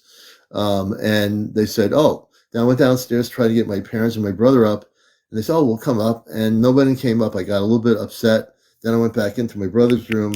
The ship was still there, and I just felt nothing but love, total love, And that's when my journey started. And then I came out of the closet as a kid saying I came from Mars, and my friends didn't like that. And then after that, as I became an adult, now I've had many experiences, including large spaceships about 2 football fields in length in the 1980s. So this show is a place where not only am I a talk show host in the media for many years, but I'm also a contactee. So I can relate to your story because I believe it because I know it's true. And Terry, we also believe in Bigfoot, cryptids, fairies, elves, and Yeah. all that other fun stuff. Oh yeah, we've had people that are my good friend in Vermont. She has photos of fairies. She's got photos of light beings. There's a lot of beautiful people here that over the I had last I had a year. close encounter with a Bigfoot, 20 He had a feet. close encounter with Bigfoot. Nice. I mean, Yeah, I could see the muscles and everything in it. Wow. It was wild. And while it was running, it disappeared. Like poof, yeah. like Well, a puff of sulfuric, yeah, like a You mean mist, while it like was something out of a movie. running? Sorry, I'm done. It was running and it disappeared. It was running full speed like a damn sprinter. yeah. And as soon as it hit the edge of the woods, it was like it went through a type of portal. And I Like, saw it all with my yeah, I was eyes. about to talk about that. They're like a different dimension, like they're fifth dimensional or fourth dimensional. Right. Like they can actually transfer through portals. And you saw that with your own eyes? With my own eyes. Wow. Yeah. And not only did I see it, I smelt the Bigfoot himself, but I also smelt the portal had a sulfuric smell to it. That's weird. Holy Yep. crap. Yeah. And one thing about the Bigfoots are that, and we have a new guest on here just to, Terry was asking how she can join us. I want everyone say hello to Tander T. Highsmith. I think it's Tander. Yes, it's Tander. And I'm trying to figure Can you out bring how to use my camera. I've never gone live before, so I'm trying to figure out how to get on camera so you can see me. So if you Well, click on your Tap your own head, screen. Well, you 'Cause I can't- just did that. I was never Yeah. live. Okay, so once you get up to 1,000, you'll be able to use the camera. Okay. She's at 600, and let's see, what is it here? You have 600, so you have 694. So if everybody will follow Tander, every single person, we'll get her up to 1,000 at some point tonight. She'll be able to use the camera. And I've done this for a lot of people. So Tander, everybody follow her. We want to get her up to Yeah, you 1,000 just so she can use her click camera. the She's really box. close. Click the box. She's almost at and 700. click the box, and you'll see on above the gifts, you'll see her profile, and then it'll bring up a button that says follow. That's what I just did. Yeah. Yep. Yep. And I'm following her too. So if everybody does that, but we've done this before with our guests. We've gotten I gotta that follow close you. to 1,000. CmdrAleon, I gotta follow you, and And I think I'm following you, Terry, too. I believe I am. Are Let you? me make sure. Oh, now I am. down Yep. the Now I'm following you. Okay, well, I got your profile. Down the rabbit hole, blah, blah, blah. Yeah, I'm Yep. following See, you this is too. what we do on my show here. We get everybody to follow everybody because we want to uplift everybody in positivity, no matter what the stories are regarding this. It's really important that we, as a show, uplift everybody. That's part of what I do here. Oh, I mean, that's that's part of awesome. my yes, we try to have a UFO spiritual safe zone. right. It is a safe zone. Yeah, I spent my entire life being called crazy, so I appreciate you guys bringing me up here. Well, we're glad you're here. And Tander, what would you like to share with us now? I know we can't get you on the camera yet because you have to get to 1,000. We're going to get you there, but please tell us your story, where you're from. We'd love to hear from you and share a few things. I'm from Georgia. Okay. And I've had something following me since 2018, or at least that's when I noticed it. It's not made like contact that I know of, but it has come very close to me to where I've seen several different spacecrafts. I've actually what I call the mothership. As I was leaving one night, I was in a pasture. I'm from the country, so I'm always out in the country, whether I'm fishing or hunting. So I'm leaving one night where I had been fishing, and the light that is usually there that follows me, it was there, and I talked to it. And next thing I know, as I'm leaving, going through this pasture, going back towards the road, I see two other lights coming in my direction, and there's a private airstrip right there in the pasture next door. So I was thinking maybe they've got planes landed, but usually, they don't do any flying at night. But Right. as they got closer, they stopped, and the light that was always following me went and got in sync with the other two lights.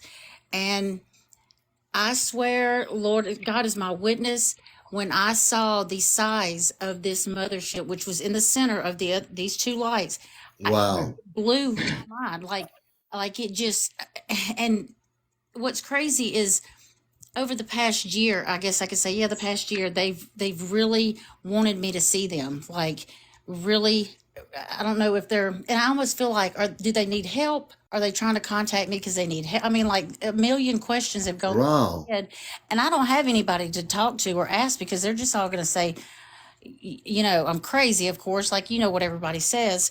So, but I've had so many I have pictures and video Wow. that I just sit. Can you send me some video? Can you message me some video? I sure can. I'd Yeah. love to see your video, and and I might even post it on Astro Command Spaceship News on my TikTok page.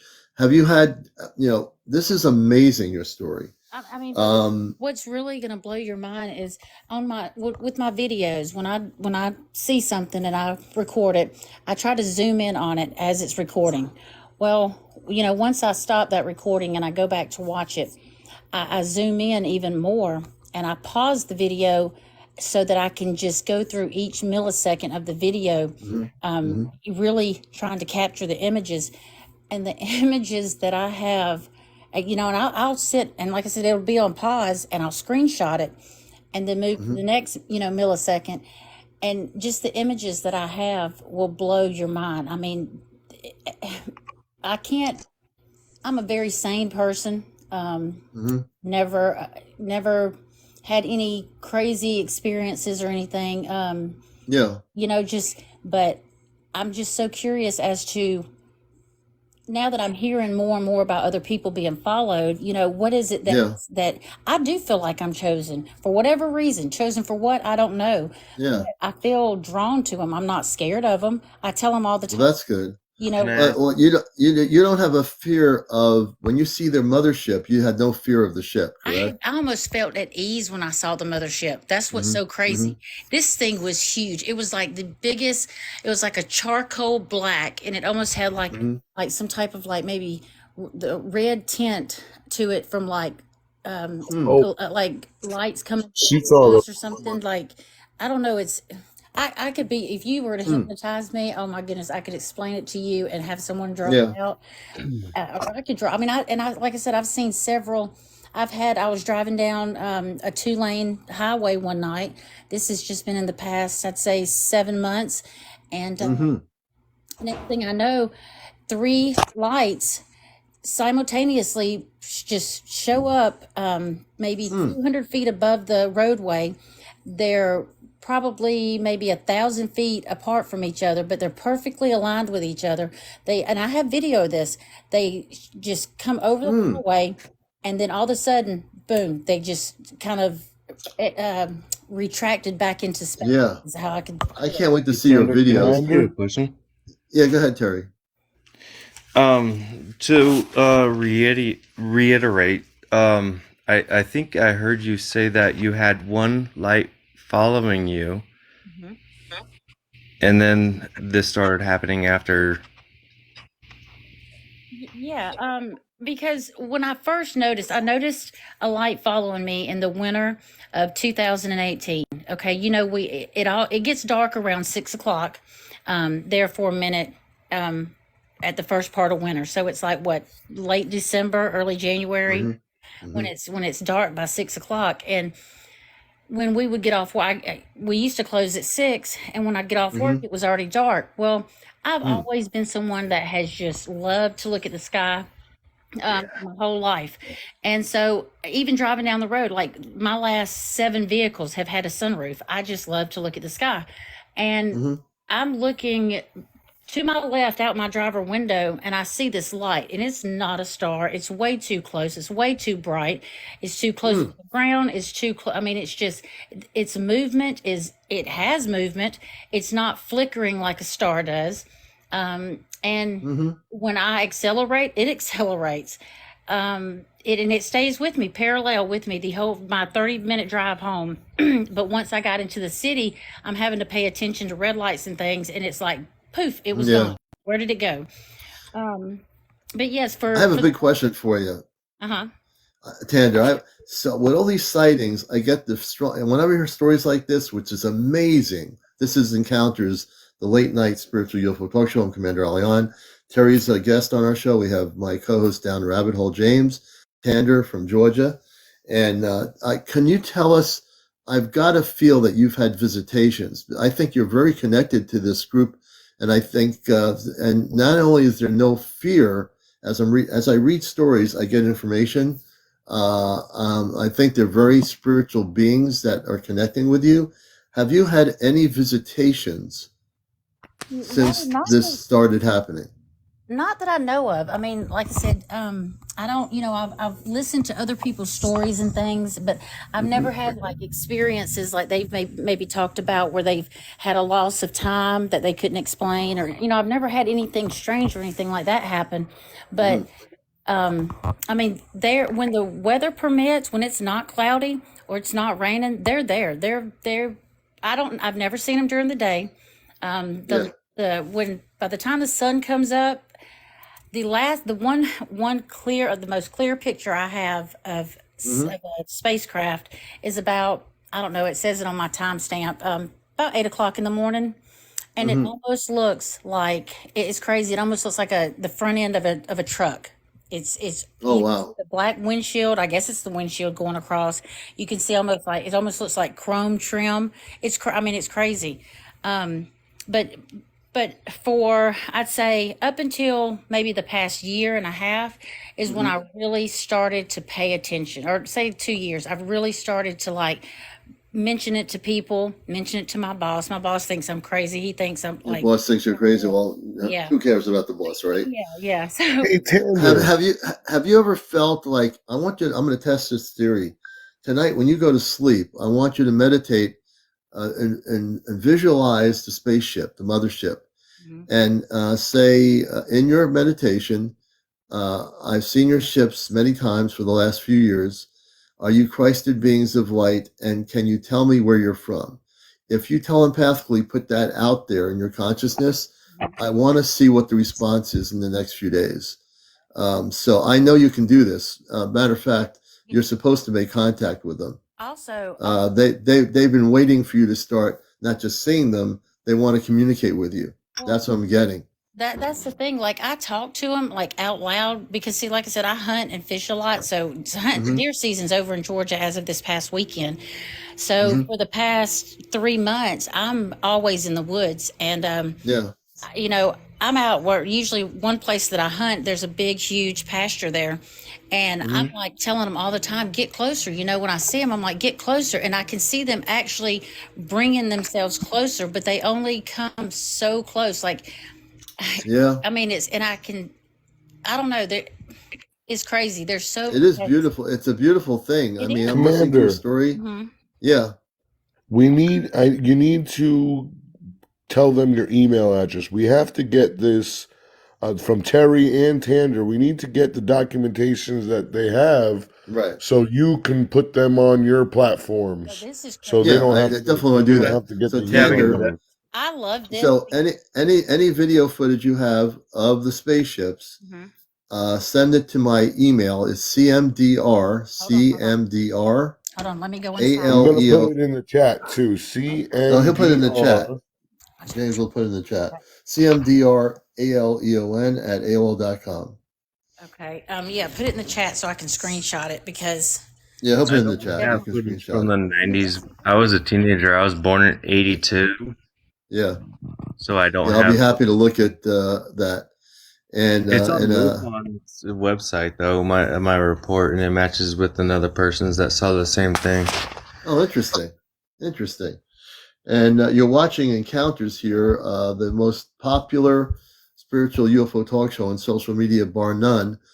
You won't see this show on any of the cable channels because we're too good for cable because we're telling the truth. And Yeah, and I'm too Yeah. crazy to even find it, right? I'm always crazy. Did y'all put And the Tander, email address in the comments? yeah, I did. I think James did I just did. do I'll that. put it. Hold on, Tander. I'll actually tag you in it. Hold on. CM. Or maybe we can get one of the mods to Yeah. pin it. Oh, Serena put it in. Yes, I put it in. Tandra, did you have missing time? See, no, that's what I'm saying. I don't recall having any kind of experiences or anything. Just, I mean, my experiences stem from just them making themselves visible to me in a way that's like we're in your face. We want you to see us. You know. Tander, can I ask you a personal question? Yeah, sure. Are you a spiritual person? I am. Yes, I am. Have That could you tried to go into meditation to while you're in the woods, taking a moment out of your hunting to ground yourself and meditate and try to make contact that way? Well, I have in a sense several times. When there's been a few times where I didn't see them and I figured, I knew that they should be there. And after just giving deep thought to it and wishing that they were there, I could walk back outside, come in my house, walk back outside, and they're there. I mean, I could probably walk outside right now. I wish I could get on camera and I show you guys that more than likely, I call it a he. They'll show up. I can't wait. Let me see where you are for followers right now. Let me see here.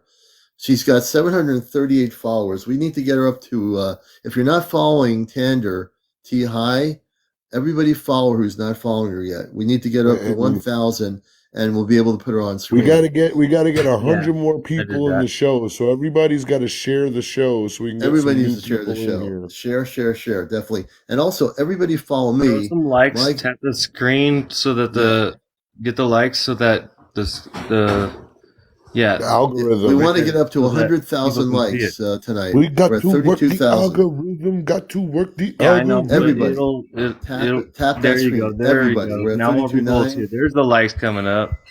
No Love you guys, slackers here. dude. Everybody get activated, motivated here. You know, that's what the show's about. Motivation, activation, cosmic awakening. Let's do it. And disclosure. There, Ladies guys. and And gentlemen, disclosure. There you it's go. And time disclosure. for a Love it. commercial break with Love it. Commander Love seeing the Aleon. likes roll up. And I support. kind of forgot what I was going to say, but I think that if you meditate as well tonight, you can telepathically communicate with you. I know you say you talk to them all the time.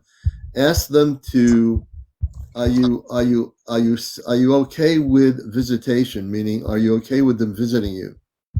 Yeah. I mean, I want them to. Like, I tell them all the time, like, look, just land. It's just you and me here in this field right now. Right. Land, you know, like, I mean, That's weird. yeah, I mean, but You know what? They will come. Let me. Something weird's happening here. I think we're going to have some other contact. Give me a second here. Does anybody hear anything? Is anybody knocking on something? Oh, I'm gonna mute myself for a second and see if that's me. No, I got think it was background noise. Tander's. I think it was Tander's phone. my phone? Tander, are you? Does any? Okay. No, I'm Wait a just minute. sitting on my couch right now. Okay, hold on a second. Hey, you better everybody- look out your window, Tander. Everybody and see if you mute. see Everybody something. mute for just a second. I want to test something out here. Okay, hold on. Let me see. I gotta figure this out. Wait a minute. I think it's coming from your end. Maybe I don't know. Okay, like Tander, are you hitting anything? Okay, am I talking? Okay, well, I'm going to talk here with everybody muted. Okay, let me do some testing here because I think some weird stuff is starting to happen.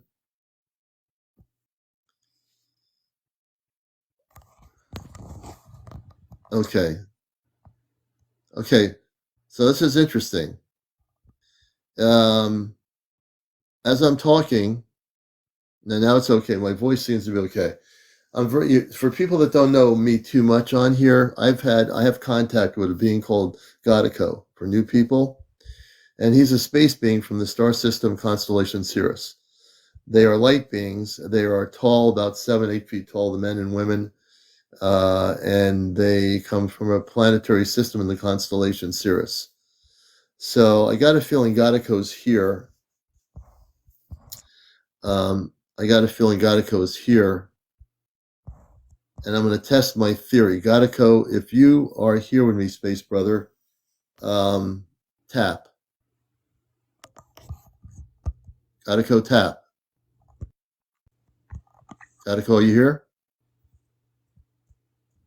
Godico, if you're here with me, please tap. Or talk. It sounds like you're going to talk.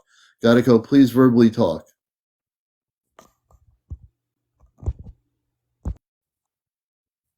Okay, is anybody tapping? No, yeah, that's just mic feed. Wait, hold on. Godico, please talk or tap once.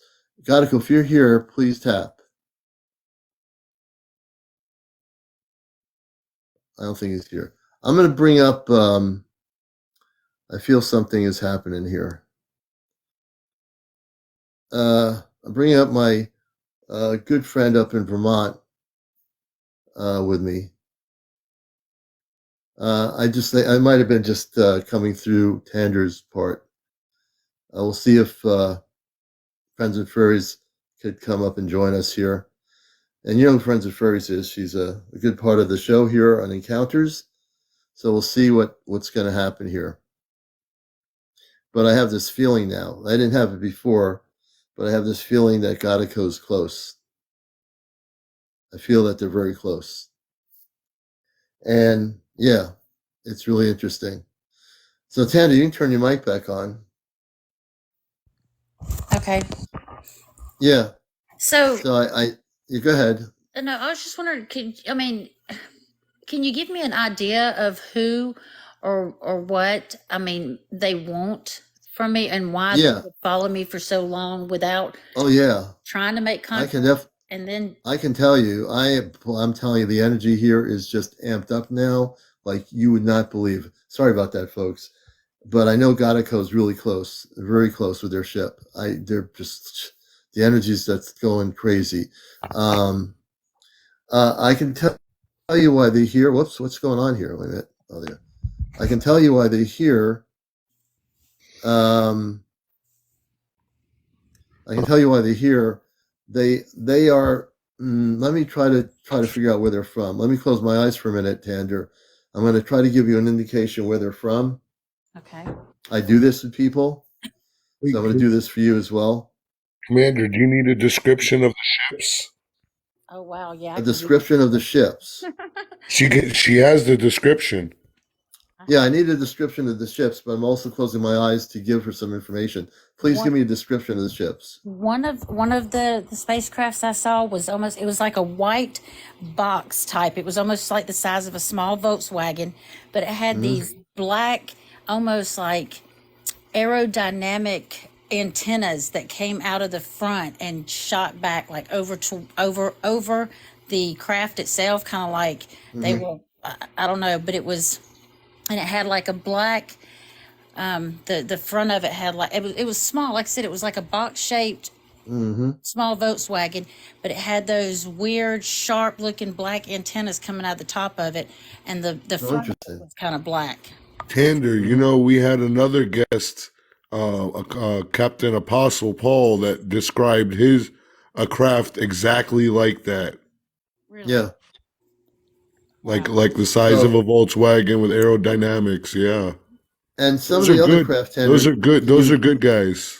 Yeah, can you explain what some of the other craft They look got like? bigger ones that are about the size of a school bus. And see, that's what's so crazy. It's like when when I've seen them and I've spoken to them, and it's like I want them to let me know that they hear me and acknowledge me, and they do that by getting closer, and Yeah. But I do feel like they're good guys. I don't feel any sort of like I'm in danger or anything. You're not in danger. No, you're not. That particular Now species I'm going to test something here. For some reason, you have very high frequency energy coming through, Tander, just to let you know. So I'm going to say this. I believe they're very spiritual beings. Can you tell me what some of the other ships looked like that you were seeing in terms of color or things like that?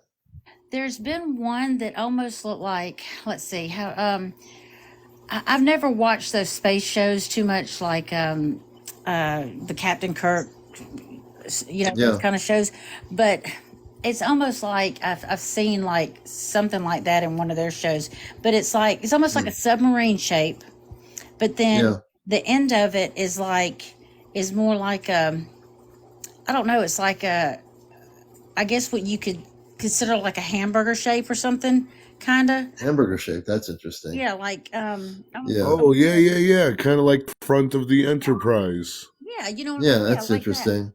And I think the beings that you're dealing with are coming from, I can't believe this. It just popped into my consciousness. And also, Friends with Furry is a good part of our show. We want to welcome her, my good friend. We're all in New England. Well, we are. I mean, I am and she is. She's up north of me. Hi, everybody. Hey, Friends with Furry. Hey, honey, how you doing? I'm good. Hi, James. Hi, everybody. I got to And be my mic Tander, for just a moment, Commander. My dog's no problem. barking. No problem. No worries. And Tander, I think the beings that you're dealing with come from the Andromeda system. Just a moment ago, that word Andromeda came into my consciousness. Mm-hmm. The beings that you're dealing with, if you ask them, do they come from the Andromeda constellation or the Andromeda system? They are from the Andromeda system. That's what I'm getting. The word Andromeda. That's where they're from. Also, I wanted to add that, and I just noticed this more recently, is they're closer to the end of deer season, knowing that they're going to be in the sky. I'm always looking for them.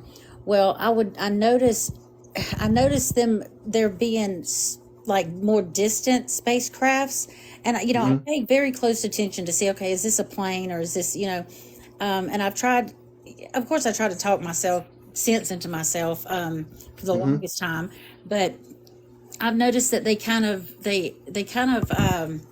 fall into sync with each other in a certain kind of Yeah. layout, you know.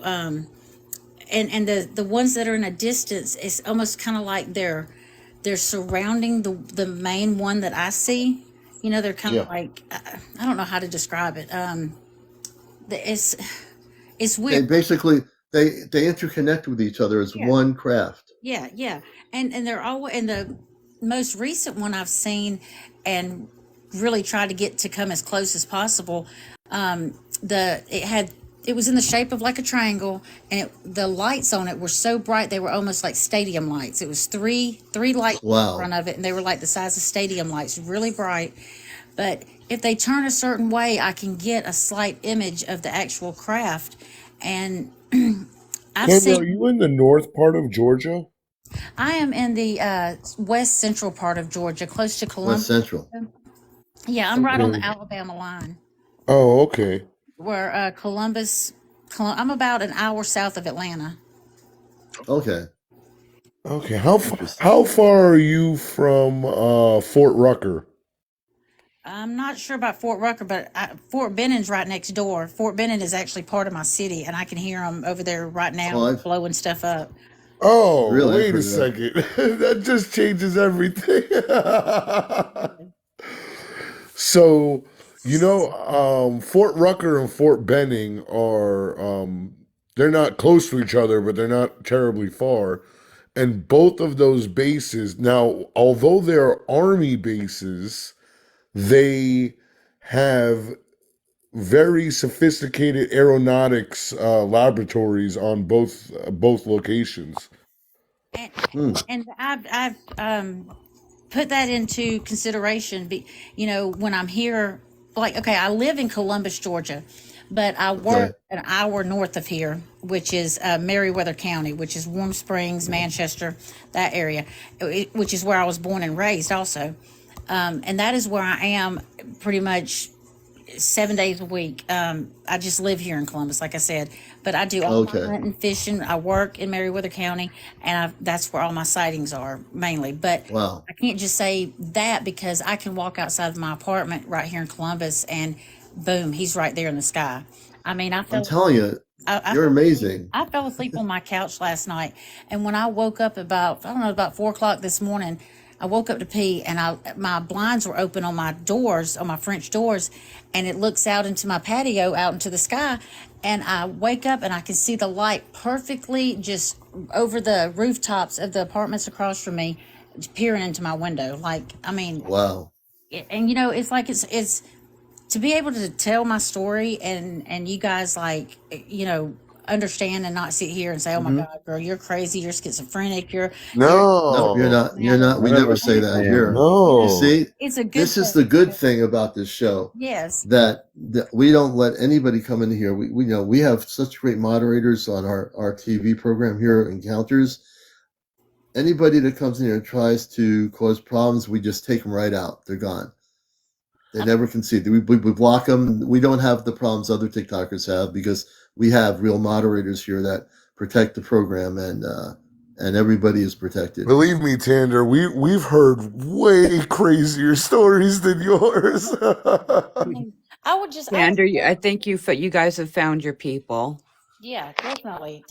I mean, Yeah, you have I've gotten on here, friends. and I've Oh, tried to do, Commander, tell Tander about this. Since she's able to go out to the woods, tell Tander about the CE5 app and what that's all about. I will. Tandra's now at 749 followers. We need to get her up to 1,000.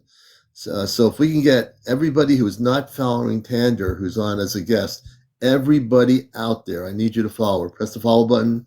Need to get her up to 1,000 so she can show her video footage and stuff like that of the spaceships. And also, while we're at it, I just want to say we have, just for people coming in here, my co-host Down the Rabbit Hole, James, is here with us. We have Terry here, also Tander in Georgia, and Friends with Furry in Vermont. And the interesting thing with Friends with Fairies and myself, as well as tomorrow night, our special contact program with John Connors and Taz will be on with us. Friends with Fairy, you're also, I'm being glad to have you on too for the contact show. And there's a lot of reasons for that too that I'm learning. So as we're on here right now, I also want to mention good evening to Godico. And the reason I can say that because Friends with Furries is nobody would even know this, that Godico has an affinity for Friends with Furry and her location of high frequency energy. And I know that Godico is probably here. And if we want to take a moment to say hello to Godico, I'm going to do this right now because I'm the facilitator of communicating with him. So let's get this all cleared up. Everybody mute their mics except Friends with Fairy at the moment. I want to do something here. I want to show you something here. So I want to say to my friend Godico and the people on the ship, good evening, good morning on Earth here on the East Coast of the U.S. Good morning, Godico. Godico, if you're here with us, please tap once. I moved. I'm sorry. That was me. That was you? Okay, Godico, Friends with Furry, who I know you appreciate, is here. Can you please tap once to let people know you're here with us?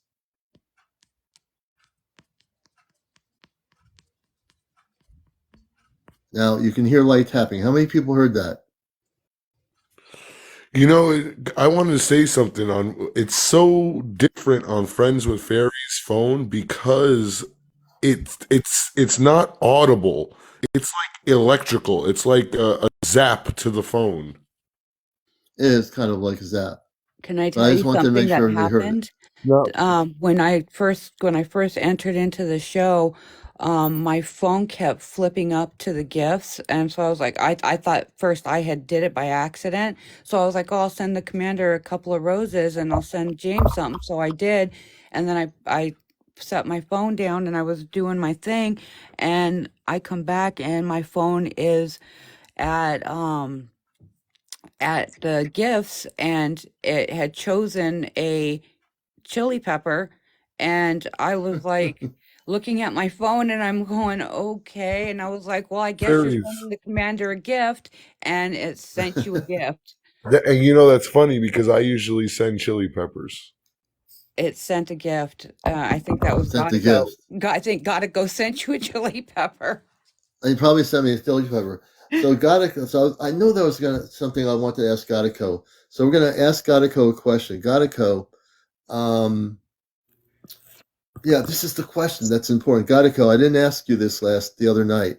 So I'm asking Godico now, even though he's not verbally speaking, Godico, when you tap on her phone or tap through her audio, you're going to have to tap hard enough so people can hear the tapping because some people can hear it, but it's really light. So I wanted to suggest that can we have the galactic fleets tomorrow night shut down all the nuclear missile silos and all the electricity in those silos? Can we shut them down?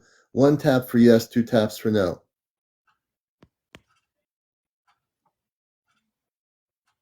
Okay, so do you have the ability to, with the technology from space, the galactic fleets, they have shut down nuclear facility silos before. I mean, I can't ask you why because you're not talking, but could you dismantle the electrical systems from space of these nuclear silos? 1 tap for yes, 2 taps for no. Okay. So the 1 tap, he said they could dismantle the nuclear facilities. So if that is possible, I want to do something that we've never done, that I've never ever done in my life on this planet, being here from the Ashtar Command, being here on Mission Earth. So I'm asking you as a friend, and the Galactic Forces, and maybe the Palladians can get involved in this tomorrow night too, that it's time to really, on this planet, because we live here, I've seen it all here, it's time to electrically shut down all the nuclear missile silos in every single country that has one. Can we do that tomorrow night? 1 tap for yes, 2 taps for no? He said no. I wish we can speak about why. If we're able to shut them down, but but there is no way it will be shut down. I can't. There's no way I can have a conversation about that because you're tapping. Well, wait, no. It's not that they can't do it, but tomorrow's not the timing for it. Well, maybe it isn't. Okay, so that's a good point. So is it that tomorrow night is not the timing for shutting it down? 1 tap for yes, 2 taps for no.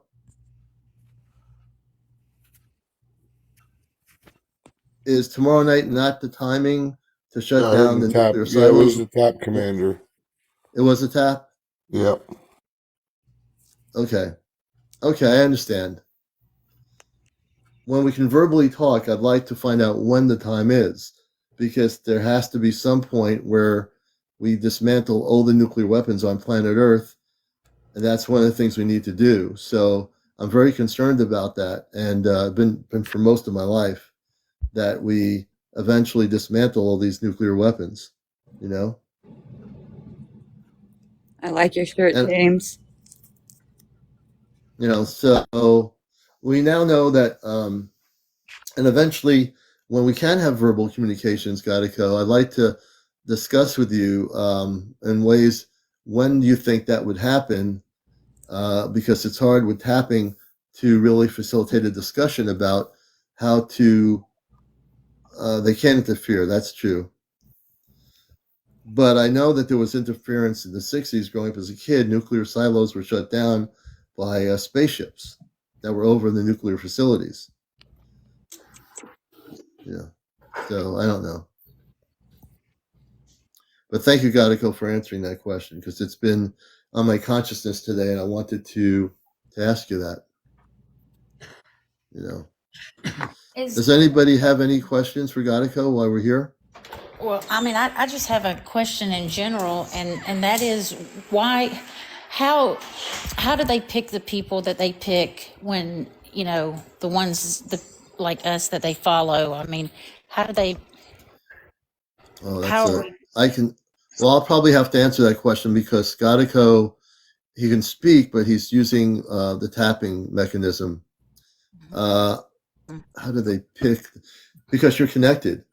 It's called your star seed, your star connected. Like you're from another world, you're connected with those beings. Like I said, when I was listening to your story, the beings that you're seeing in the spaceships that you're seeing in Georgia are from the Andromedan star system. So as I was listening, I heard the word Andromeda. So you're connected with Andromedans from the constellation where they're from. That's where you're from. That's why. What's crazy? They've chosen you. When I was little, and this is the only anything I can recall of it, having an extraterrestrial experience. What I believe now was, and I used to have a very vivid dream. I mean, oh my goodness, it would wake me up. And I was really little, maybe 4 or 5 years old, but it was always it was like the sky. It was like the sky or the space was between us, and I was always trying to get to them or to get to that side, and they was always trying to get to me, but there was a space in between us. Like it was God, how can I describe it? Like they were right there, but there was always something like keeping us apart. I can't really describe it. It could be the frequency, like a slight frequency difference between them and you. So that could be the reason why. But the thing is, you're very connected to them, and yes. So your connection of where you come from, when you're not human, off planet, I'm getting you're from the Andromedan star system. So you're connected with the Andromedans. And just to let you know. What kind of that explanation is also that what you were explaining there is also kind of what it feels like to be on board of a spaceship. Yeah. Oh, really? Yeah. Mm-hmm. That's how I felt when I was little. It was like I was on the outside looking in. Yeah, that's what it feels like. Yeah, it was like there was like a space supposed to remember. Yeah. So like I'm saying tonight, when you go to sleep, If you wish to physically go on board the ship, because they're there, I do. you will be in your physical body when you're sleeping. Mhm. You can go on their ship. You can go on their ship if you request it. Oh man, that would be. I want. You could manifest it. That connection. Yes, you can. Because I believe that we can all live in harmony and peace together if we just understand each other. And yes. I know that the difference in physical appearance and things are really what sets us, scares us as human beings, basically, if we're not used to seeing something, They haven't attacked us. Mm-hmm. But I think it would be so cool to be able to, reach out to life beyond Earth and find out who's out there, because, I mean, wow, just imagine the possibilities and the. Honestly, they're reaching out to us, Yeah. but the fear that is in so many people is the problem. Yeah. They don't want to be attacked. They don't want to attack us. No, I don't feel they do. No. So, what is it that when people say that there's bad quote unquote aliens and there's good quote unquote aliens? So I can answer that in a lot of respects. I don't have any negative contacts. There are lower vibrational beings. There's no such thing as aliens anyway. There are different levels of non-terrestrial intelligences. So that's what I would call it. The lower vibrational intelligences that are not positive, they're like 5 to 4% of the galactic levels. 95% of the galactic civilizations are positive and operate in a very peaceful, higher, a higher vibrational pattern, and that would be called Christ consciousness. So when we say the word Christ consciousness, and Gadako, I know, is listening to this, they operate in a much different state of being than the many different energies on Earth which are conflicting with each other, less conflicting than they were a long time ago. So if you look at energies, like if you have 10 people, 5 people on one side that are very loving people, and another 5 people that are out destroying buildings and whatever, and they're both humans, but they're 5 humans that are evolved into a peaceful state of consciousness, and there are 5 humans that are devolving into a state of recklessness, conflict, lower vibrational actions.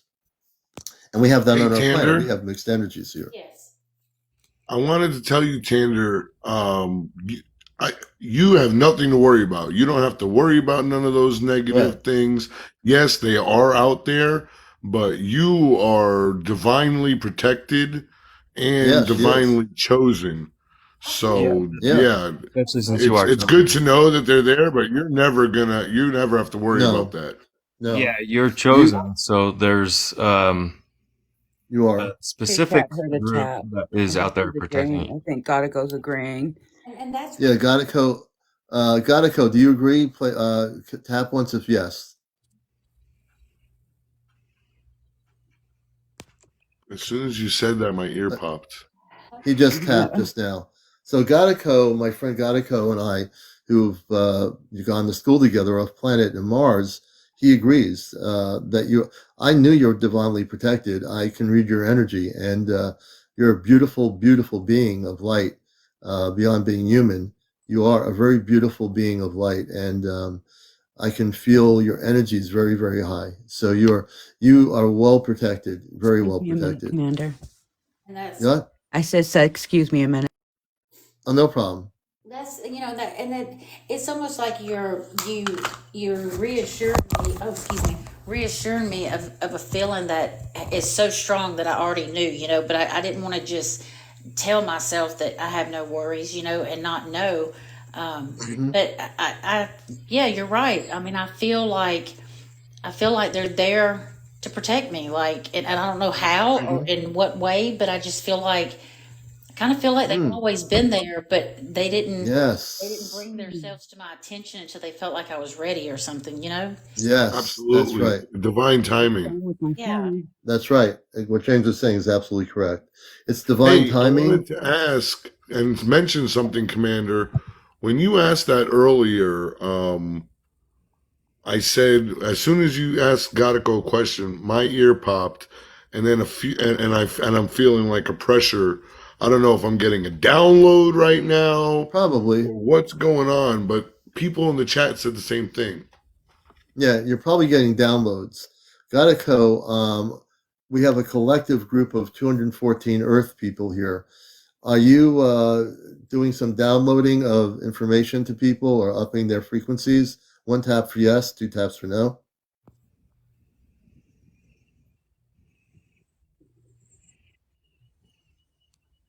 I'm hearing voices, Commander. Did you hear that? Oh, shut up! I was like, did you hear that? Okay, let's be quiet and listen.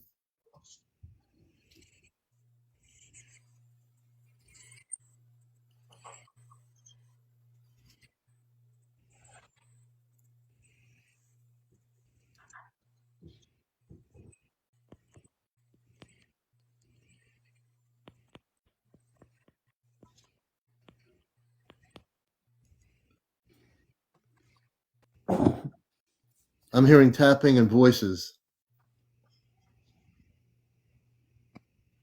It was a couple taps and voices. Yeah.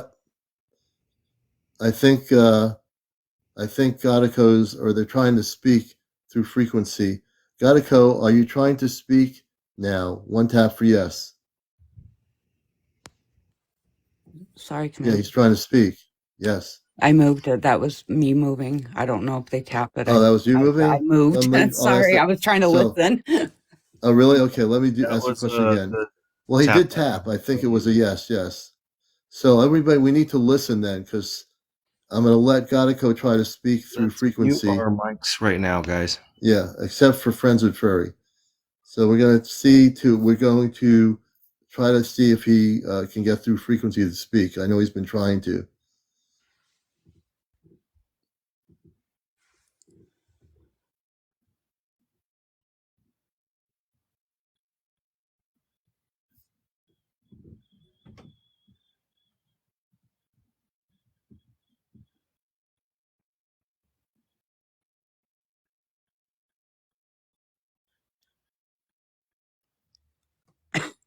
Excuse me. That's okay. Godico, I know you're trying to speak. I heard your voice very lightly. You want to try completing a sentence with everybody on the show? I'm going to just listen right now.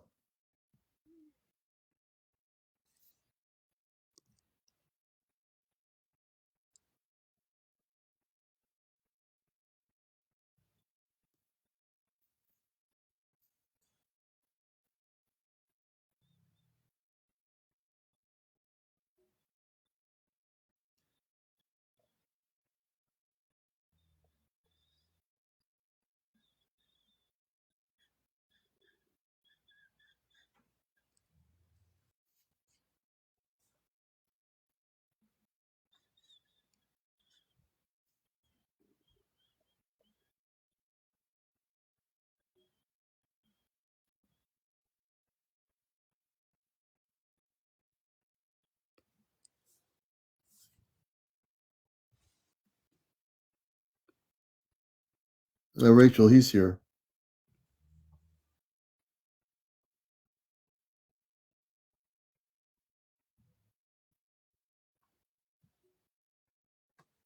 They're saying they're hearing whispering. Someone said Yeah. ticking and tapping or something.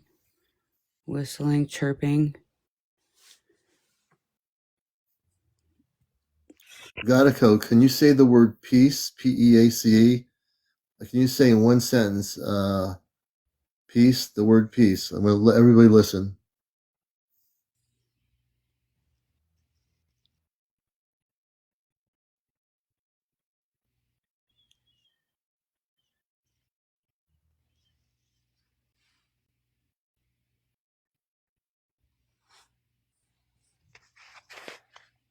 Okay, I'm not hearing anything.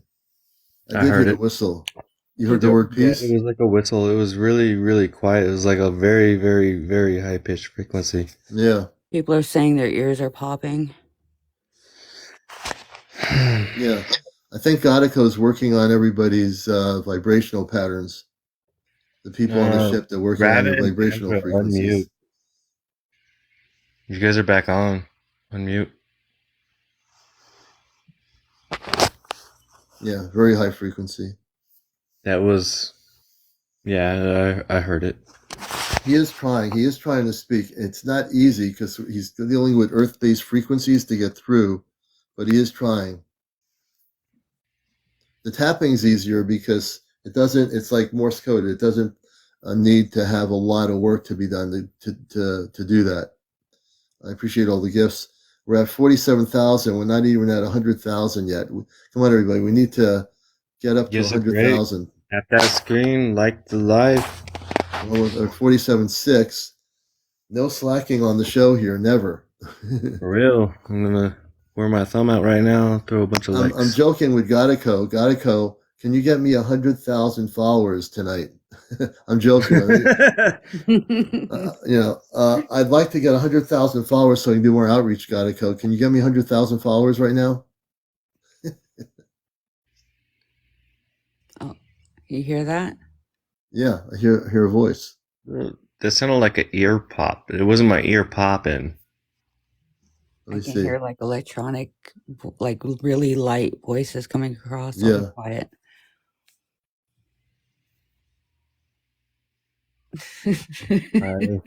Hi, Sorry. Rachel.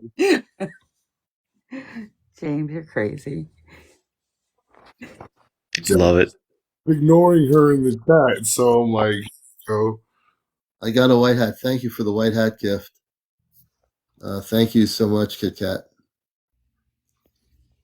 See, Gatico, if you were in the room with me on this screen, they would send you a gift too, maybe like a little hat to wear or something like that, you know?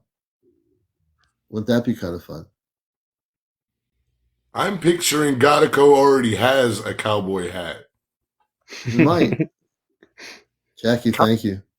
Gatico seems like a guy with a big belt buckle, like a real big ET belt buckle that says 12 parsecs or less, baby. Look at the big old comment of white hearts by Rachel in the comment. That's nice.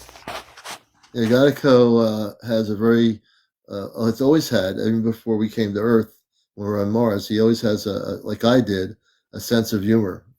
He's always had that sense of humor. Hey, if we can, for 1 second, can we have Gatico send some good luck to the Tampa Bay Buccaneers this Sunday? I'm not sure he knows. No, I don't think he's too concerned with Earth-based sports. I don't think he's. Someone's saying, "Come and visit." Okay, Joey Boy is asking a serious question. So, Gatico, one of our viewers is saying, "Can I ask you if you can come and visit soon?" So I don't know how you want to answer that with a yes or no. Can you come? He wants to know if you could come and visit soon. I hear voices.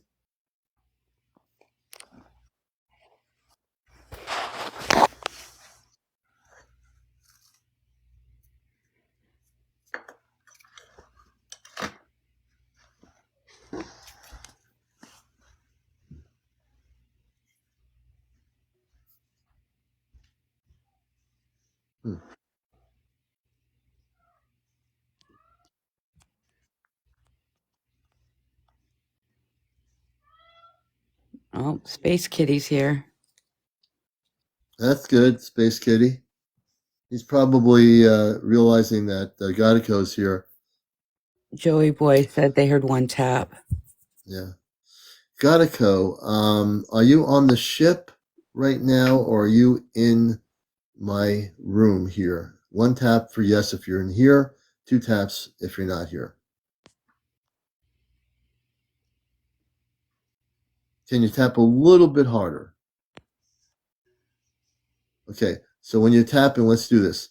Just to be clear for people watching Everybody heard one tap, Commander. Okay, so you are right here in my house. 1 tap for yes. Okay. Are you in the room with the crystals? 1 tap for yes, 2 taps for no. He's in the room with the crystals. Godico likes my crystals. I have a lot of beautiful crystals. Guys, so Godico is here with me. Like I always say, even though Friends with Furries equipment is being used for communications, Godico is invisible, but he is in my other room right now. If I could afford Just another saying. phone, Commander, I would send you mine.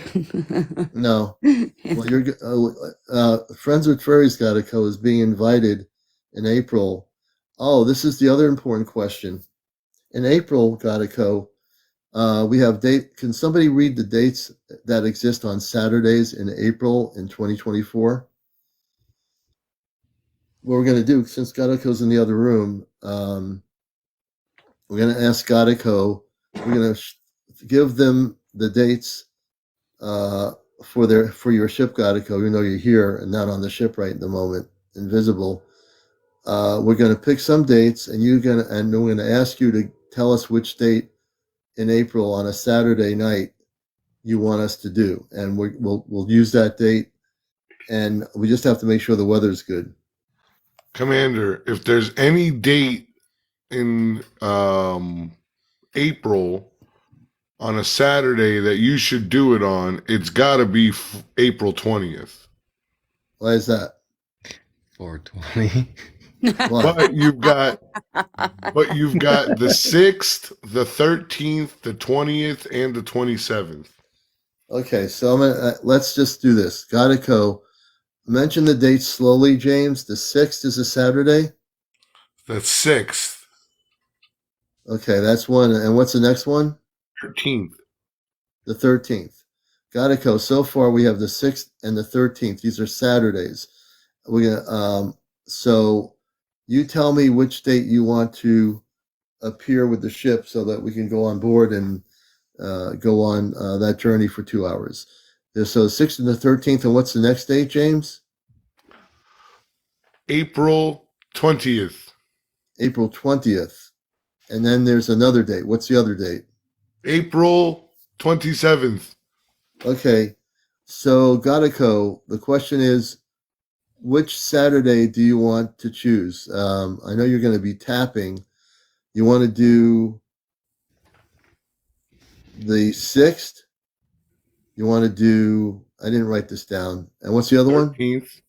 You want to do the 13th? Saturday the 13th? Whoa. Everyone try to be I heard still that here. too, James. I think he likes the 13th. He wants to do the 13th? Let me ask the question.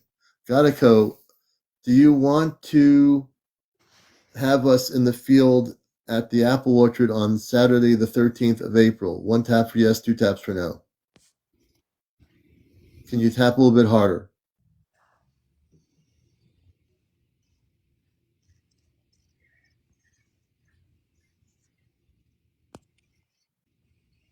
Wait a minute. Kit Kat heard 1. Yeah, everybody's saying 1. Okay, so I'm reconfirming Godico. With Godico, everyone except for friends, mute your mic so I can hear his response. This is CmdrAleon, and you're in the other room, in my crystal room, Godico. You can see me. So the 13th of April on planet Earth, you wish to, that would be the date that you want us to be at the field for going on board the ship. 1 tap for yes.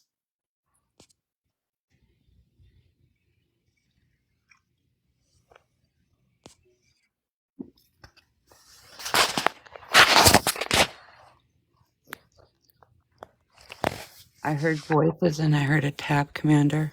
I heard a voice too and a tap. The tap, everyone heard a tap, 1 tap? Okay.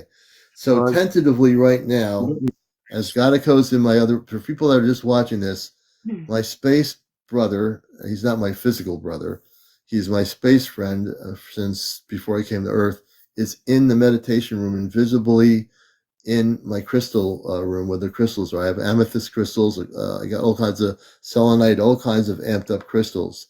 So he's in the other room, not on the spaceship right now. And so if he were to physically come in here and appear, I would let him go right on to the camera screen and speak. I think eventually we'll get there. I think they just, he's not ready to do that yet. But You're watching Encounters. Our space brother Godico is here with me in this house. He's not going to be on camera. Oh, we just looked friends with Furry. She just disappeared. This happens. I think he drained her phone. What? Yep, it happens. It's a normal thing. It happens. Also, if anybody just got in here, we're looking at Tandra needs followers, guys. Yeah, Tandra does. Let me see how many she has right now. This is a very beautiful thing. And let me see here. I'm taking her out. She's got 763. I can't believe that we don't have enough. Wait a minute. We need to get her up to 1,000. Yeah, we do. And if we don't do it tonight, we're going to do it tomorrow night. Because we're on pretty much regularly by usually 11 o'clock we're on. So we got a little bit early tonight. We'll be signing off at 1. Give her follows. So we need to get everybody following her. She's so close. So that we can see what she's got to show you guys. Yeah. Okay, I think Friends with Furries had to go to another phone. I'm getting used to this. Hi, guys. You're on the second phone, right? Yep. See, folks don't know that Godico loves her so much that he drains the energy out of her phone and she has to go to the other phone. I always have to bring 2 phones now and have to keep one plugged in because he drains batteries on my phone. Yeah, he does. And this is a brand new iPhone. So we're gonna do a little fun thing here since Godico's in the other room. Godico, just so people know that everything we're doing is real, and no one's touching their screens. As a matter of fact, Friends with Furry, are you able to come on the screen with your whole visual self, or is that not possible? Not possible right now, Commander. Okay, all right. No problem. So you have to trust me on this. She's not touching anything. Godico, I want you to mute Friends with Furry's microphone for a minute, just to show that you're actually able to do it. He might not do it though. I don't think he's going to do it. Godico, can you? Oh, he actually did. See, I asked him to mute her mic. He just did. Godico, unmute her. Whoa. Oh, she got kicked. Godico, that's not what you're supposed to do. Come back. I didn't want you to take her off there. I just wanted you to mute her microphone. Okay. That was Godico's. Oh, here she is. She's coming back. Sorry about that. You know, I told him to mute your mic and then unmute it, and instead he took you down. James, sorry. He'll get the swing of things soon. I mean, I understand he's in the other room and he's probably laughing pretty heavily. He probably is. He likes to play jokes. He likes to play jokes. Freaky if you walk into that room, some of your crystals are all moved around. Yeah, well, they seem to be in the same place. Godico, did you want to take one of the crystals onto your ship as a gift? 1 tap for yes, 2 taps for no.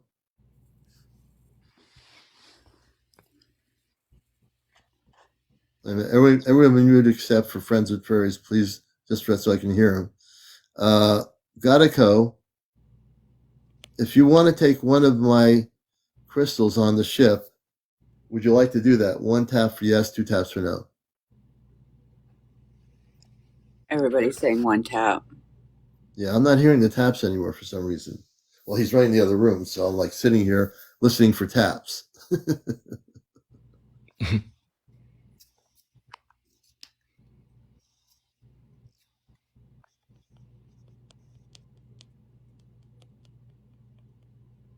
Oh, he's tapping a lot now. I can hear it. Kit Kat said it was 1 tap and it was faint. Yeah. Sometimes his taps are strong depending on how clear the frequency is. I'm taking my glasses off for a minute.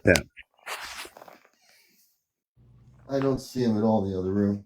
I'm looking for him. It'd be amazing if he would just like uncloak himself. but I can't see anything except. Yeah, everybody's saying there was many taps too. Yeah. Kit Kat has really good listening devices. That's why I listen to what she says when she gives an answer. And I'm trying to see him in the other room, but I can't see anything in the other room. You know what I could turn is, let me do this. I can't believe I'm going to do How's this. your energy feeling, Commander? What? Do you feel his energy around you? Oh yeah. I'm going to go on to. Your face is all fuzzy now. Wait a minute. Let's do this here. Is it just I'm going to face? Okay, wait a minute. I'm going to turn the camera. James has got me laughing. See if I can do this here. Nice ears, James. Okay, I'm going to show you. I'm going to not talk. I don't want to wake anybody up here. Hold on a minute.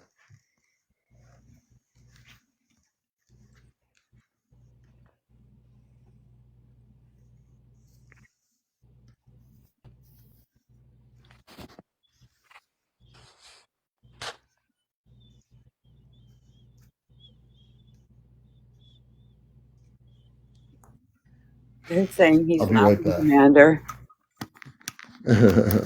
I'll be right back.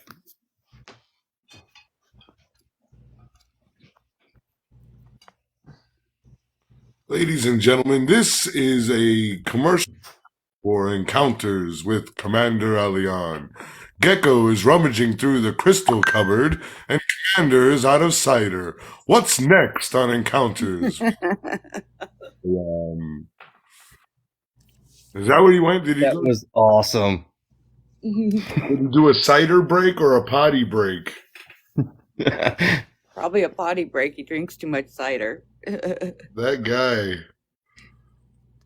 You listen, I'm not gonna lie. I have picture like Commander going into his room and like opening the door and there's an ET standing in there and he's like, oh, like he lets out a really like high pitched scream. like I'm not picturing him just giving a big warm hug at first. His initial reaction will be scared, but then he'll be cool. Because you all remember when that Alexa went off, the look on his face. Oh, I remember. That was hysterical. Homeboy looked like he saw a ghost. That's funny. Oh no. Oh no. Oh no. Shut up.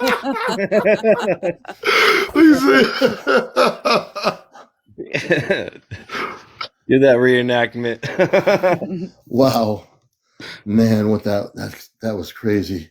Oh, that's funny. People are saying Godico was tapping a lot. Because he's on the, they were laughing at James. I was pointing the camera in the other room so people would see Godico, but he didn't show himself. I think he was too busy laughing at James. They said he was tapping crazy because he was cracking jokes. That's right. We got to keep Godico entertained because dang it, when they come over here, I want to be one of the ones that are at least looked at for entertainment purposes, and I'll be all right. I'll be all right. That's how I feel. Like if anybody's going to entertain them, let it be me. You know. Yeah.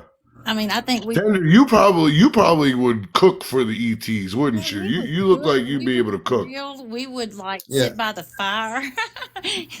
Well, the other thing is, one person mentioned, Alex mentions John Connors is working on a Stargate. For people that don't know this is on a more serious note, that eventually he'll have that perfected, and he's going to go, and we're going to be in the crystal shop here where I live. And they already know about this. They're in a meditation room in the back end of the shop. He will be coming through a Stargate into my town, and we're going to go out for coffee, and then he's going to go back through the Stargate in a nanosecond back to Arizona.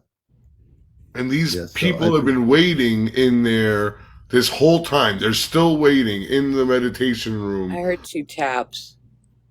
Oh, wow. Godico said no. Alex said no about going through the Stargate? I'm gonna mute. Ask him. Okay. See, this is the problem when you can't communicate in verbal words and he's in the other room. I would like to have him just like sit in the couch and we can have a conversation. But that's not happening, at least not yet.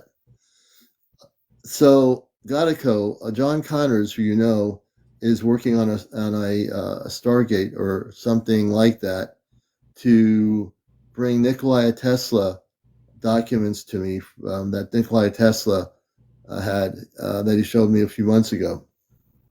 He says he's going to go through a portal. He's still working on it.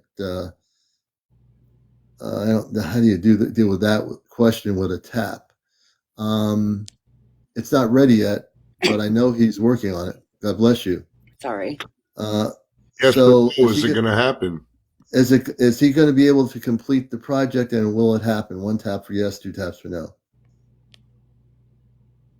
He has 1 tap. He says yes, it will happen. Thank you. So we are going to make this. This is going to be something. When this happens, when John Connors has that Stargate finished, he's safely going to be able to go into the store. The portal will open up in the big room in the back of the store, and he will come through. Commander. Yeah. Can we? Because we know John is. He's been looking. There's like some missing bit of information that he's still trying to glean. Right. Can Godico send him the information to complete the project? Okay, good question. So James, my host, is asking Godico, who's in the crystal room, can you send John Connors the information he needs, or download the information so he can complete the construction of the Stargate that he's building? One tap for yes, 2 taps for no. He said 1 tap. He tapped once. Thank you. So I'm waving to you over in my meditation room. Hope you're enjoying it there while you're off the ship. Even though he's not decloaked. So I appreciate that. He can certainly use some help, Godico. He's gotten so close. I think he needs a little bit of help. Commander, can you ask Godico if he's messing with people's ears and changing the pressure in their rooms? Well, I think I need to rephrase your question. The question would be, Godico, which is more of a galactic transfer of information, are you downloading collectively information to people in the room to elevate their frequency? 1 tap for yes, 2 taps for no. Can you do it again? 1 tap for yes. He's confirming that's what he's doing, everybody. If you're in the room now and you've been in the room, as you sleep tonight, you're going to wake up with a different understanding. Your consciousness is going to be elevated. Do you understand?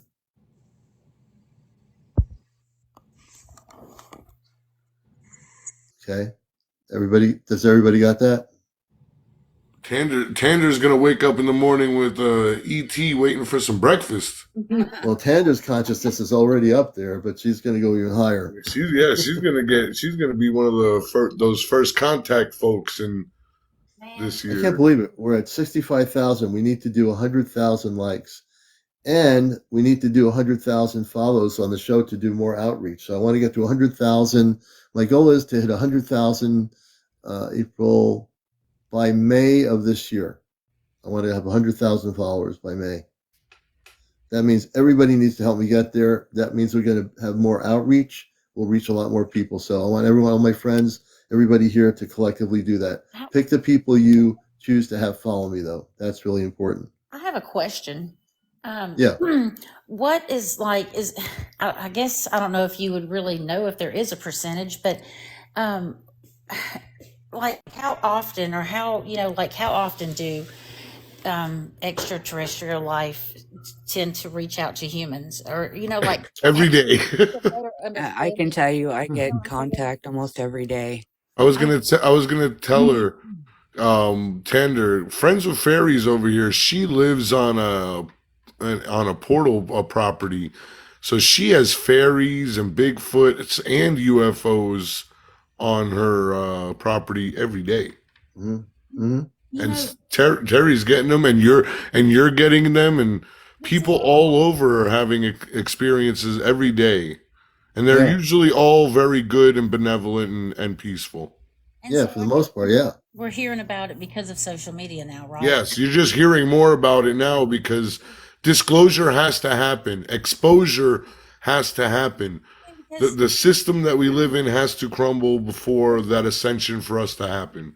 And Commander is here to bust the matrix. Well, see, there's things Right. that I've experienced, whether it be just an image, and it mainly be an image. It's what I see, and also what I feel. But I mean, I second guess myself, and I talk myself into putting logic behind whatever it is that I've just experienced or seen. And it's like you asked me, have they made contact? Well, I almost feel like they have, but there were moments where I just talked myself out of what. You don't feel like that. You know what The I'm saying? Just what you were talking about with one of your experience was exactly like the third time I was on board of another spacecraft. You explained it exactly. I never even asked a question about it. You were probably on an actual ship. I mean, You won't remember it. no, I mean, it felt like a really vivid dream, and I was very young, but it was like it was like being outside of an airplane window or something. I was forced to remember that third one that I was on. Yeah, what Terry's saying is true. That they're not always be memories that you'll have. Like when I go to sleep, most times, unlike other people, I will come back not remembering that I've been on the ship, even though I am going on the ship. They don't want me in the Astro Command to remember because they think that I'm going to not want to stay on the planet and do mission work, and that's why.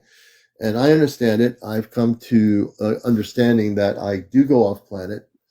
I just don't. I don't visually get to see the inside of the ship or what I'm doing on the ship, which I know I'm doing things that are important, but I don't remember them, and then I come back into my physical form.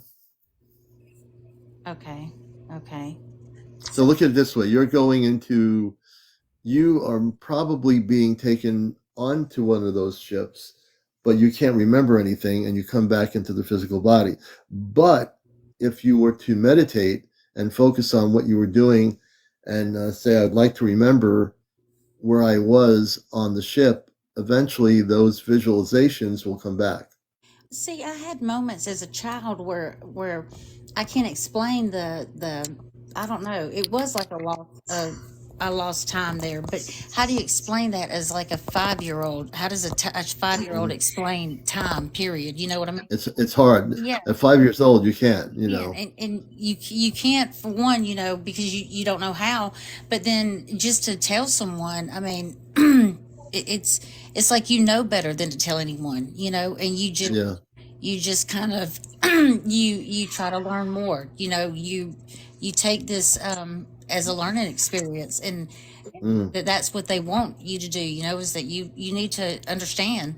And I feel like there's so much to understand. Like there's so much that we have a purpose in their life for, and they have. There is. I do. Like I just got here tonight, and this guy right here told me I'm allowed to tell my story. Yep. You know what? But Tender, there's one thing that's important to know. There's one thing that's important to know is that it's okay not to understand. It's okay not to know.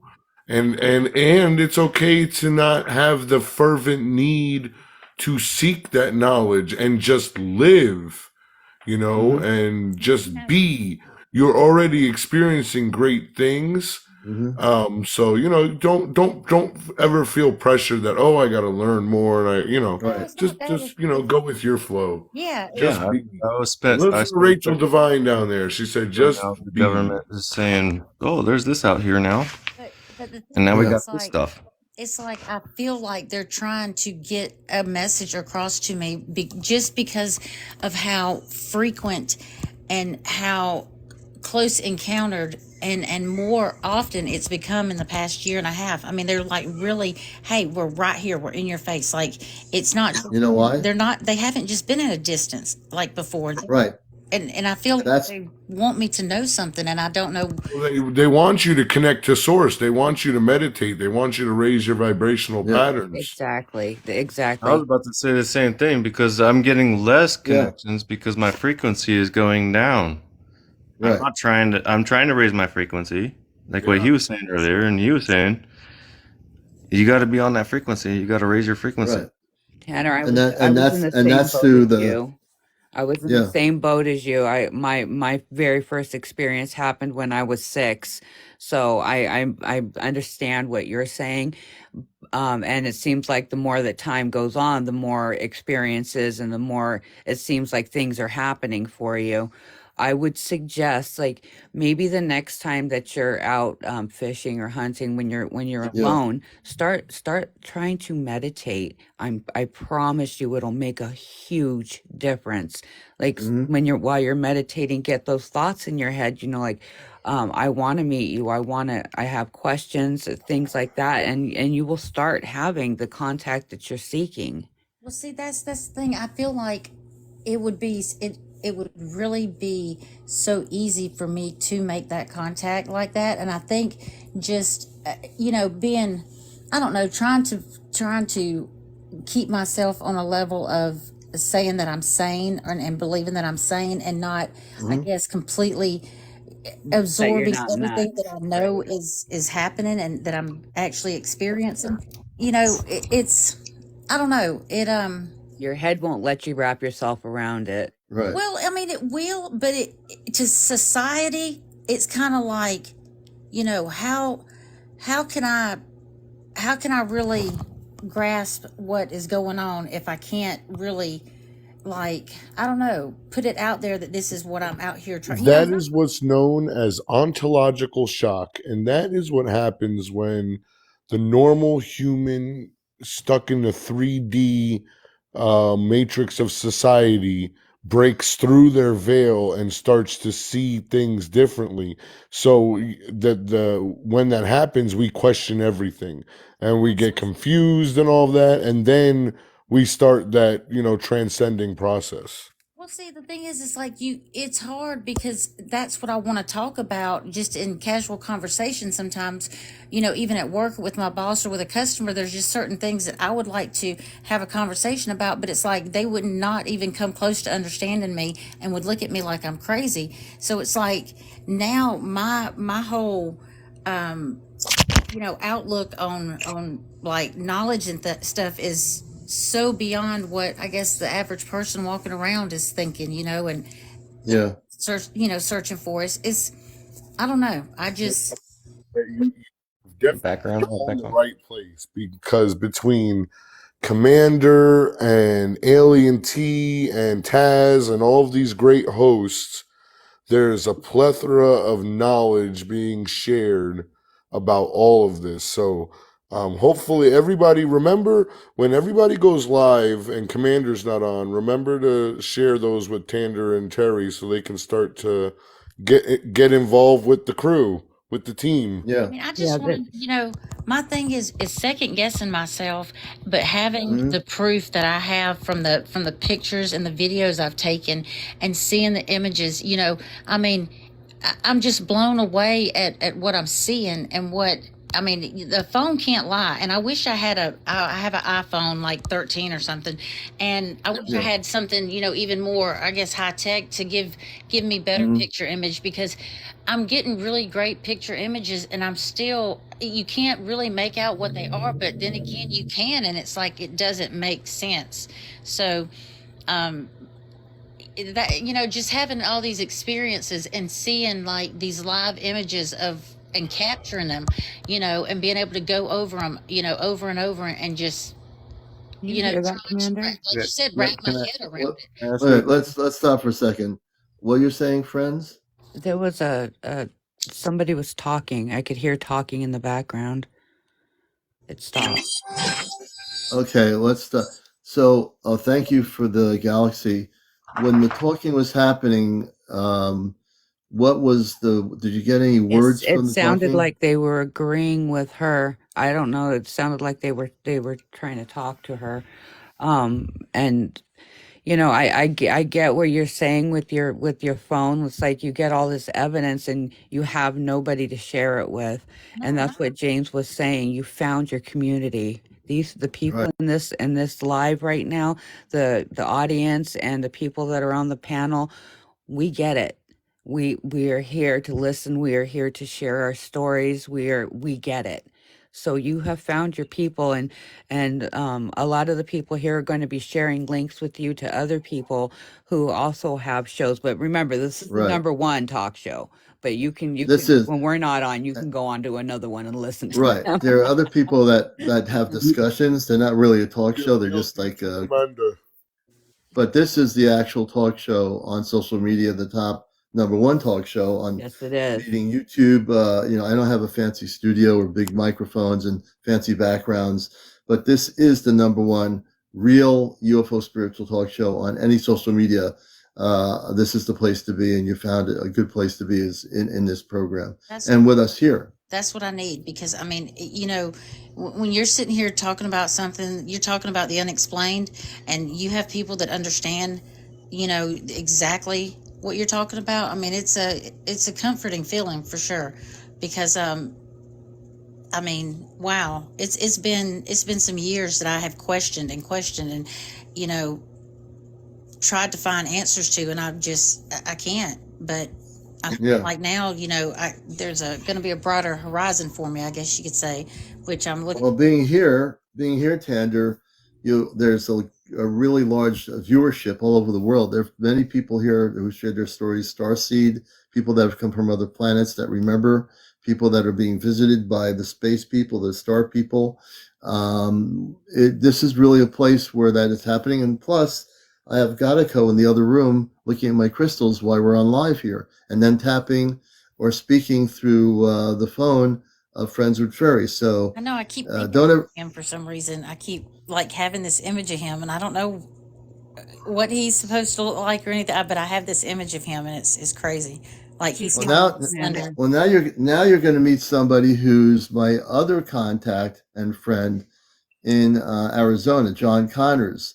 He's the one that, and my brother. He's not my physical brother. He's we're just really close, and he is also got, as I say, Gatako's in my crystal room right now, looking at the crystals.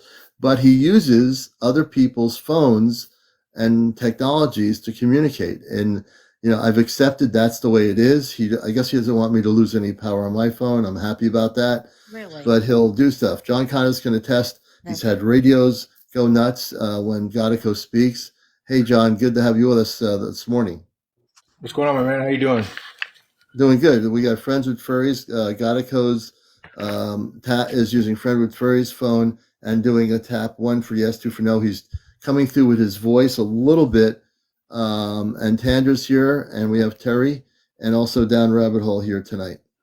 John. How you doing? Hey. How you doing? By Frank's Red Hot and John Connor. And just to give people a background, John, I call John the Tesla of this age. He's very much connected on many levels of galactic ability to create technology or things that are advanced in a sense. He's also, when Gatako comes on tomorrow night, when we do our contact night, and that's kind of funny for me to say that because Gatako's communicating through tapping tonight. But tomorrow night with James on, and we're going to have Friends with Fairies on, Gatako, for some reason, will use voice communications on John's radio equipment. It's just a very strange thing. He does it that way. I don't know why he doesn't use Friends with Fairies to communicate with audio, but we have heard some audio from through friends tonight, as well as the yes or no questions. And so John can tell you, we've recorded it. Gatako will speak through a translator on his ship, translator technology that makes him sound a little bit different, but nevertheless, and he has now learned to speak English. Gatako can speak our language, and does speak English. So, yeah. Commander, Yeah. I'm gonna go. I have an early day with work tomorrow. Oh, thank you for being here. You're very welcome. Good night, everybody. Good night. Good night. Don't work too hard, whatever you do. All right. Bye, guys. Okay, dear friends. Take care. Okay.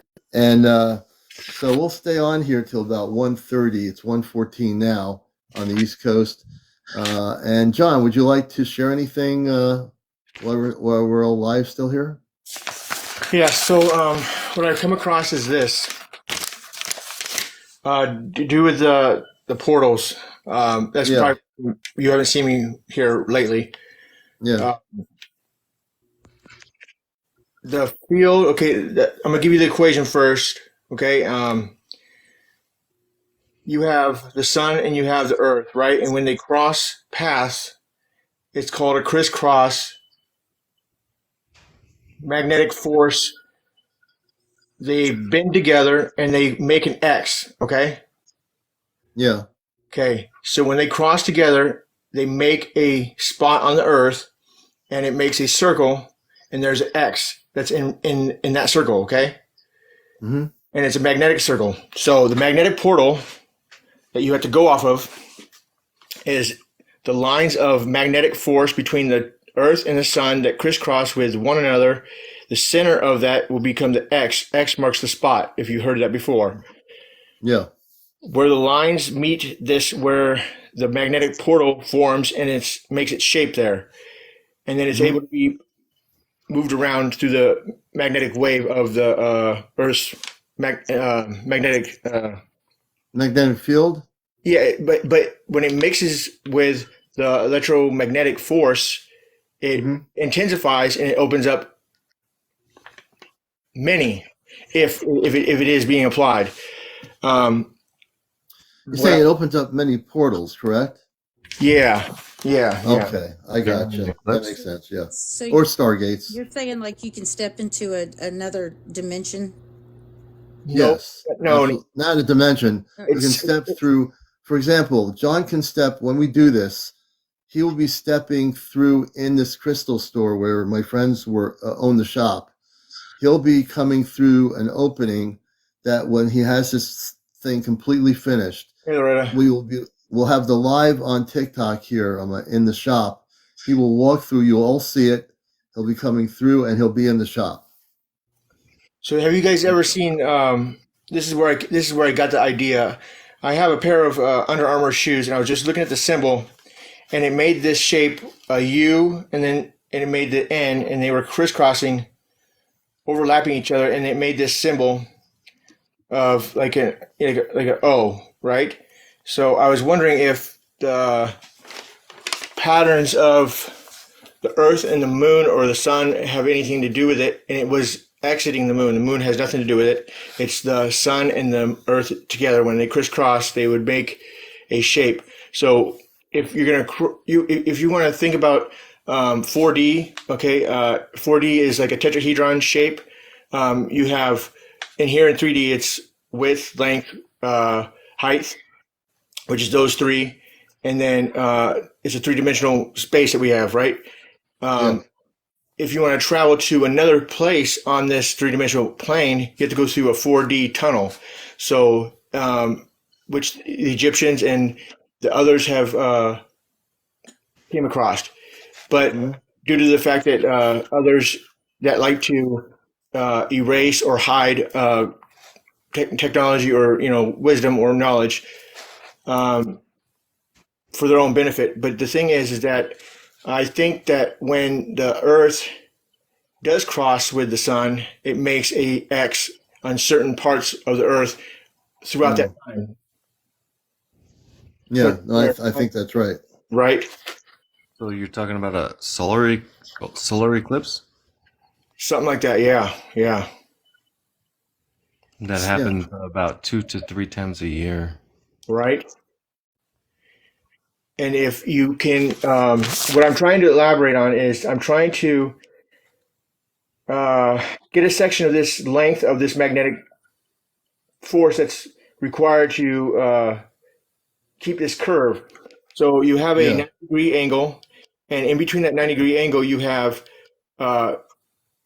3 array forces that come to meet that one in the very middle of that 90-degree angle. So you have A, B, C, D, E, F, and G, and H, and that's the H is going to be the bottom. That's going to be negative because you don't want to go down. And if you're looking at it as this influence of this magnetic wave that's going to be going to this external fields of this flux level, it's going to be opening and closing. But the geometry of the magnet is what obviously sets the shape of the tunnel that you're going to be going through. So I think that the start is one of the biggest. We're talking about perihelion era and aphelion era and the middle of the Earth's orbit to create a certain gravitational force, and that happens twice a year in the middle and once in the perigee and once in the apogee. So you're starting to make me feel like I'm here for a reason right now, bro. Yeah, you are. You're here for a reason. That's why you're here. And that does change magnetical forces when you are in those specific spots, and those specific. What you're bringing here is saying that we're gonna have. Oh, I do have my camera on. We're gonna have specific spots in Earth's orbit, which is an eccentric orbit. Let's say my head right here is the sun, and then the winter time, the Earth is right Serena, here. take care, Serena. And over here later on, it's gonna be the same distance as it is here, and all the way over here in the summertime is further distance. So that is like kind of like an egg shape, but it does get closer and further at the same time. Right. And that does change all the magnetism that you're talking about. Yeah. Are you able to see that? So what you're suggesting is with these possible portals are going to be at certain points in time. Right. That would be absolutely correct. So when the portal opens up in the store, as an example, when we do that, he's going to show you an example with the pictures here.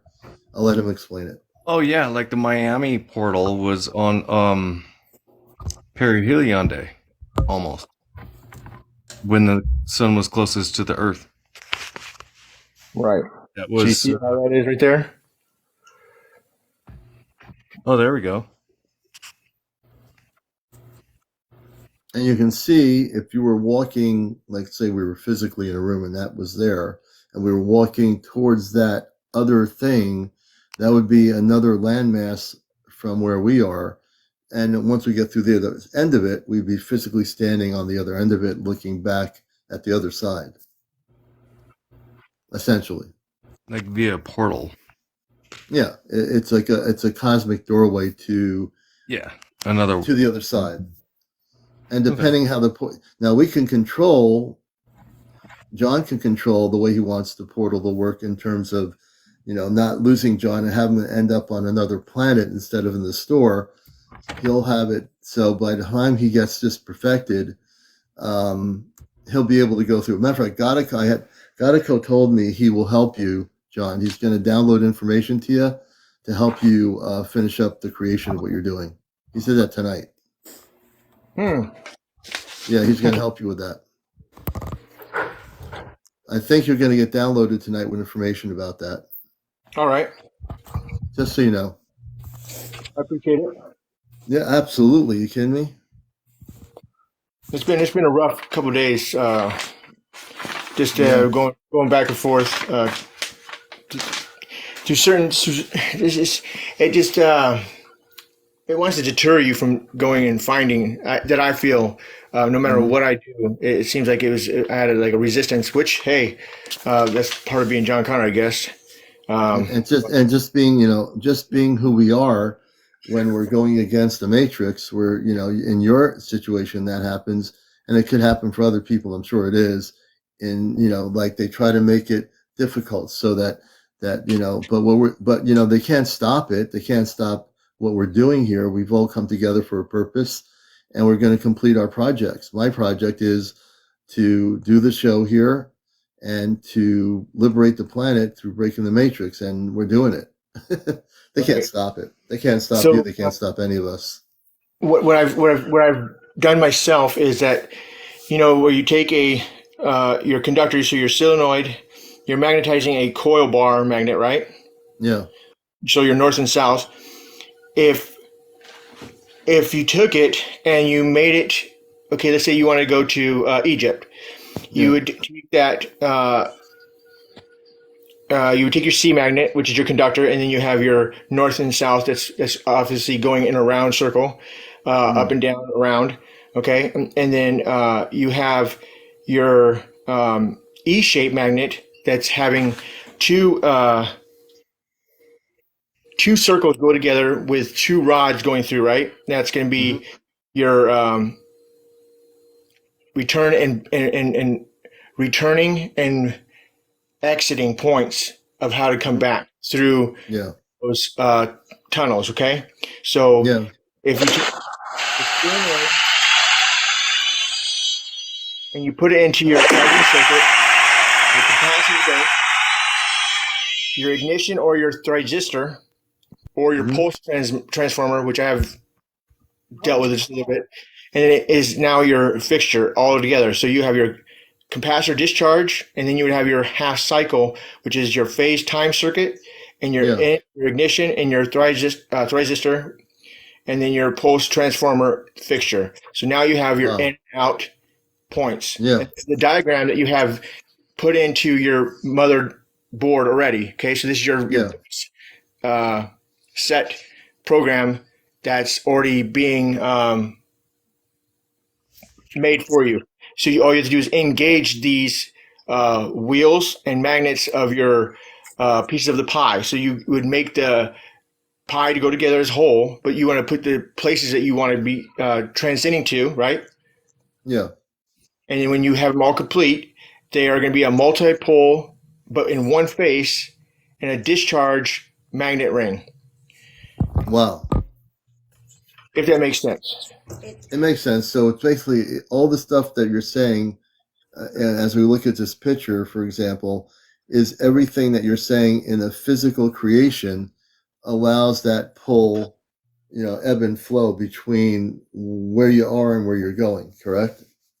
Right. So what I think is that, you know, when you have those magnets going and you get like a disruption, because what you're seeing is you're seeing things from light that goes into your crystal ball yourself. Like, you're not projecting that light, are you? No, you're taking that light in. Yeah. And it's being switched on and it's being projected out then, right? Absolutely. Absolutely on that. Okay. Interesting. So that, you know, and so I think people who are watching the show here are learning about what you're saying, and I can translate some of it if some people don't understand, because I kind of get it really quick. And so that's exactly this picture, really, what John is showing you is simply what he's saying. If you look at the picture closely, you'll see we're at the one end of the gate. The other side of the gate has you know, a sky and a landmass, and once you go through that other side, that's where you'll be. But if, depending where you want to go, a Stargate can allow you to go to a specific realm or planet or solar system or galaxy. It depends on how the Stargate is being used. Right. So the only thing I've noticed is this. If they're wanting, okay, SpaceX, you know how they've been shooting rockets up in the sky, right? Yeah, too many. Okay. Are they penetrating? Are they penetrating the firmament? No. They're taking it and they're putting it up there and they're letting it explode to do what? They're letting out something out of that rocket. And what that rocket is letting out, it affects the atmosphere too. Okay, so they're trying to get everybody to link up to this one cloud, this what is it called, metaverse, Okay, so if you look at it as the chemtrails, they say this, that, and the other, but if they're putting that out there and they're making this cloud, upload your cloud and have everybody ascend up to that part, then there's not going to be any individuality there in a sense. It's going to be created under one, like one central control. right, and I think that how they're doing that is with our information that we put out on like social media. I think that's why it came into play where what's his name, guy that had MySpace. Yeah, and then I remember that. And then it came into Facebook, and I was like trying to correlate myself to understand why they came up with those terminologies to use that. Yeah, your face and your space. Interesting. I would never thought of that, but you did. Zuckerberg. And the last time I played a video game, and it was not a very good entity. Yeah, but I'm not trying to off the topic of the whole portal part of it, but so 33. So if you understand this, now I was waiting for someone to say certain about 33. So if you take 10 to the negative 33, it makes a space with an X. Wow. And there's 33 complete goals here that you got, right? Yeah. So, oh no, Zuckerberg was Facebook. Oh, okay. So he went from MySpace to Facebook. And Kit Kat is saying, hey, Kit Kat, knocking. Kit Kat, what kind of knocking are you hearing? Let me hold on. Let's see. Gatico, if you're still here, please tap once. Gatico, if you're still here, please tap once. I've never heard this yet, so that's interesting. Heard it. Okay, who's like making a loud noise? Anybody? Like a toot. Okay, let me try this again. Gatico, if you hear me, tap one more time.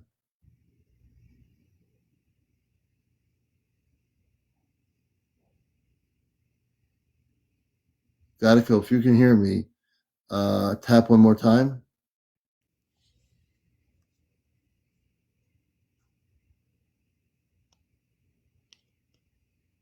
I don't hear him. I don't hear anything. I thought I heard something before. So she said, Musk. Okay, Elon. Elon changed it to Twitter to X. Okay, and then he has SpaceX, right? So he has SpaceX. He knows about the X. I know he does. I heard it earlier, and Kit Kat was always on point with hearing the taps. Yeah. I heard a tap before. That was like Kit Kat's been on point all night as far like as a real tap. I mean, it was like a foot stomping. Like that Kit Kat. I wouldn't take it for granted. No, Gatico's in my other room right now, looking at the crystals. It's going to be the next solar eclipse. Yeah. Wow. You know, folks, it is 1:32 a.m. in the morning. I don't want to leave, but I need to get some sleep. You got it, boss. Yeah, John knows. Hey, John, we'll see you tomorrow night. 2 hours difference. So I get on at 11, which would be 9 o'clock. Who's tapping? Not me. Tandra, are you tapping? I am. I guess. Yes. I was thanking y'all for having me on tonight. I'm not. Oh, but you weren't tapping like tapping like tapping? I mean, I was just saying thank you. That's all I got on there was thank you. Okay. So when I say tapping, you weren't like tapping like something. Like you weren't like, oh, okay. You transcending into all. Follow. We need her to have some follows. If anybody's new here, we're. Oh, see. Oh, wait a minute. Oh, yes. John just disappeared. Oh yeah. Okay. So we're getting ready for. Nice to meet you, John. But we're still trying to get her some follows so we can see her Yeah. story. She before I go off, she has 786. She's almost at 800. By tomorrow night, we're going to get you up to 1,000. Okay. Can you send me your email? I didn't get an email to send my video to. Okay. So I'm going to actually. I'm going to send you. Yes, this is I'm going going to to send. mine. I'm going to do this right now to you. I'm going to send it to you right now over a messaging thing. Okay. I just sent it now. You'll see it I just put it in the chat part. It's your name and there's my email right next to it. So I just messaged you the email. I just put it in the thing. Okay. Well, thank you. So as you're talking, you're not tapping anything, correct? No, I'm not tapping anything. Okay. That's the answer. Wait a minute. Terry, mute your mic for a minute. Gatico, is that you tapping Tander's? Okay. Gatico, you still there? Gatico, tap 3 times. Gatico, tap 3 times. Gatico, tap 3 times. Gatico, CmdrAleon, tap 3 times. All right. I don't know what's happening, but I'm going to be getting off here because I'm tired. Thank you, everyone. I enjoyed tonight, and I look forward to tomorrow night. Yeah, absolutely. I'm glad you came in, Tander, and you're now part of our audience and a friend of the show. Same thing with Terry. Thanks for joining us, Terry. Thank you for having me. We want you to do the Christed meditations and really focus on that level of the cosmic Christ, and you'll have no more problems. I will definitely. Thank you. Y'all. Well, you have no problems at all, Tander. But I'm just, for Terry, he's had both experiences, so we're trying to help him out too. Everybody, we love you. Thank you for the gifts. Love you too. I'm going to get some sleep up here in New England. It's cold here, but I need to get some sleep. Thanks for watching Encounters. Take care, everybody. Good night, y'all. Good night.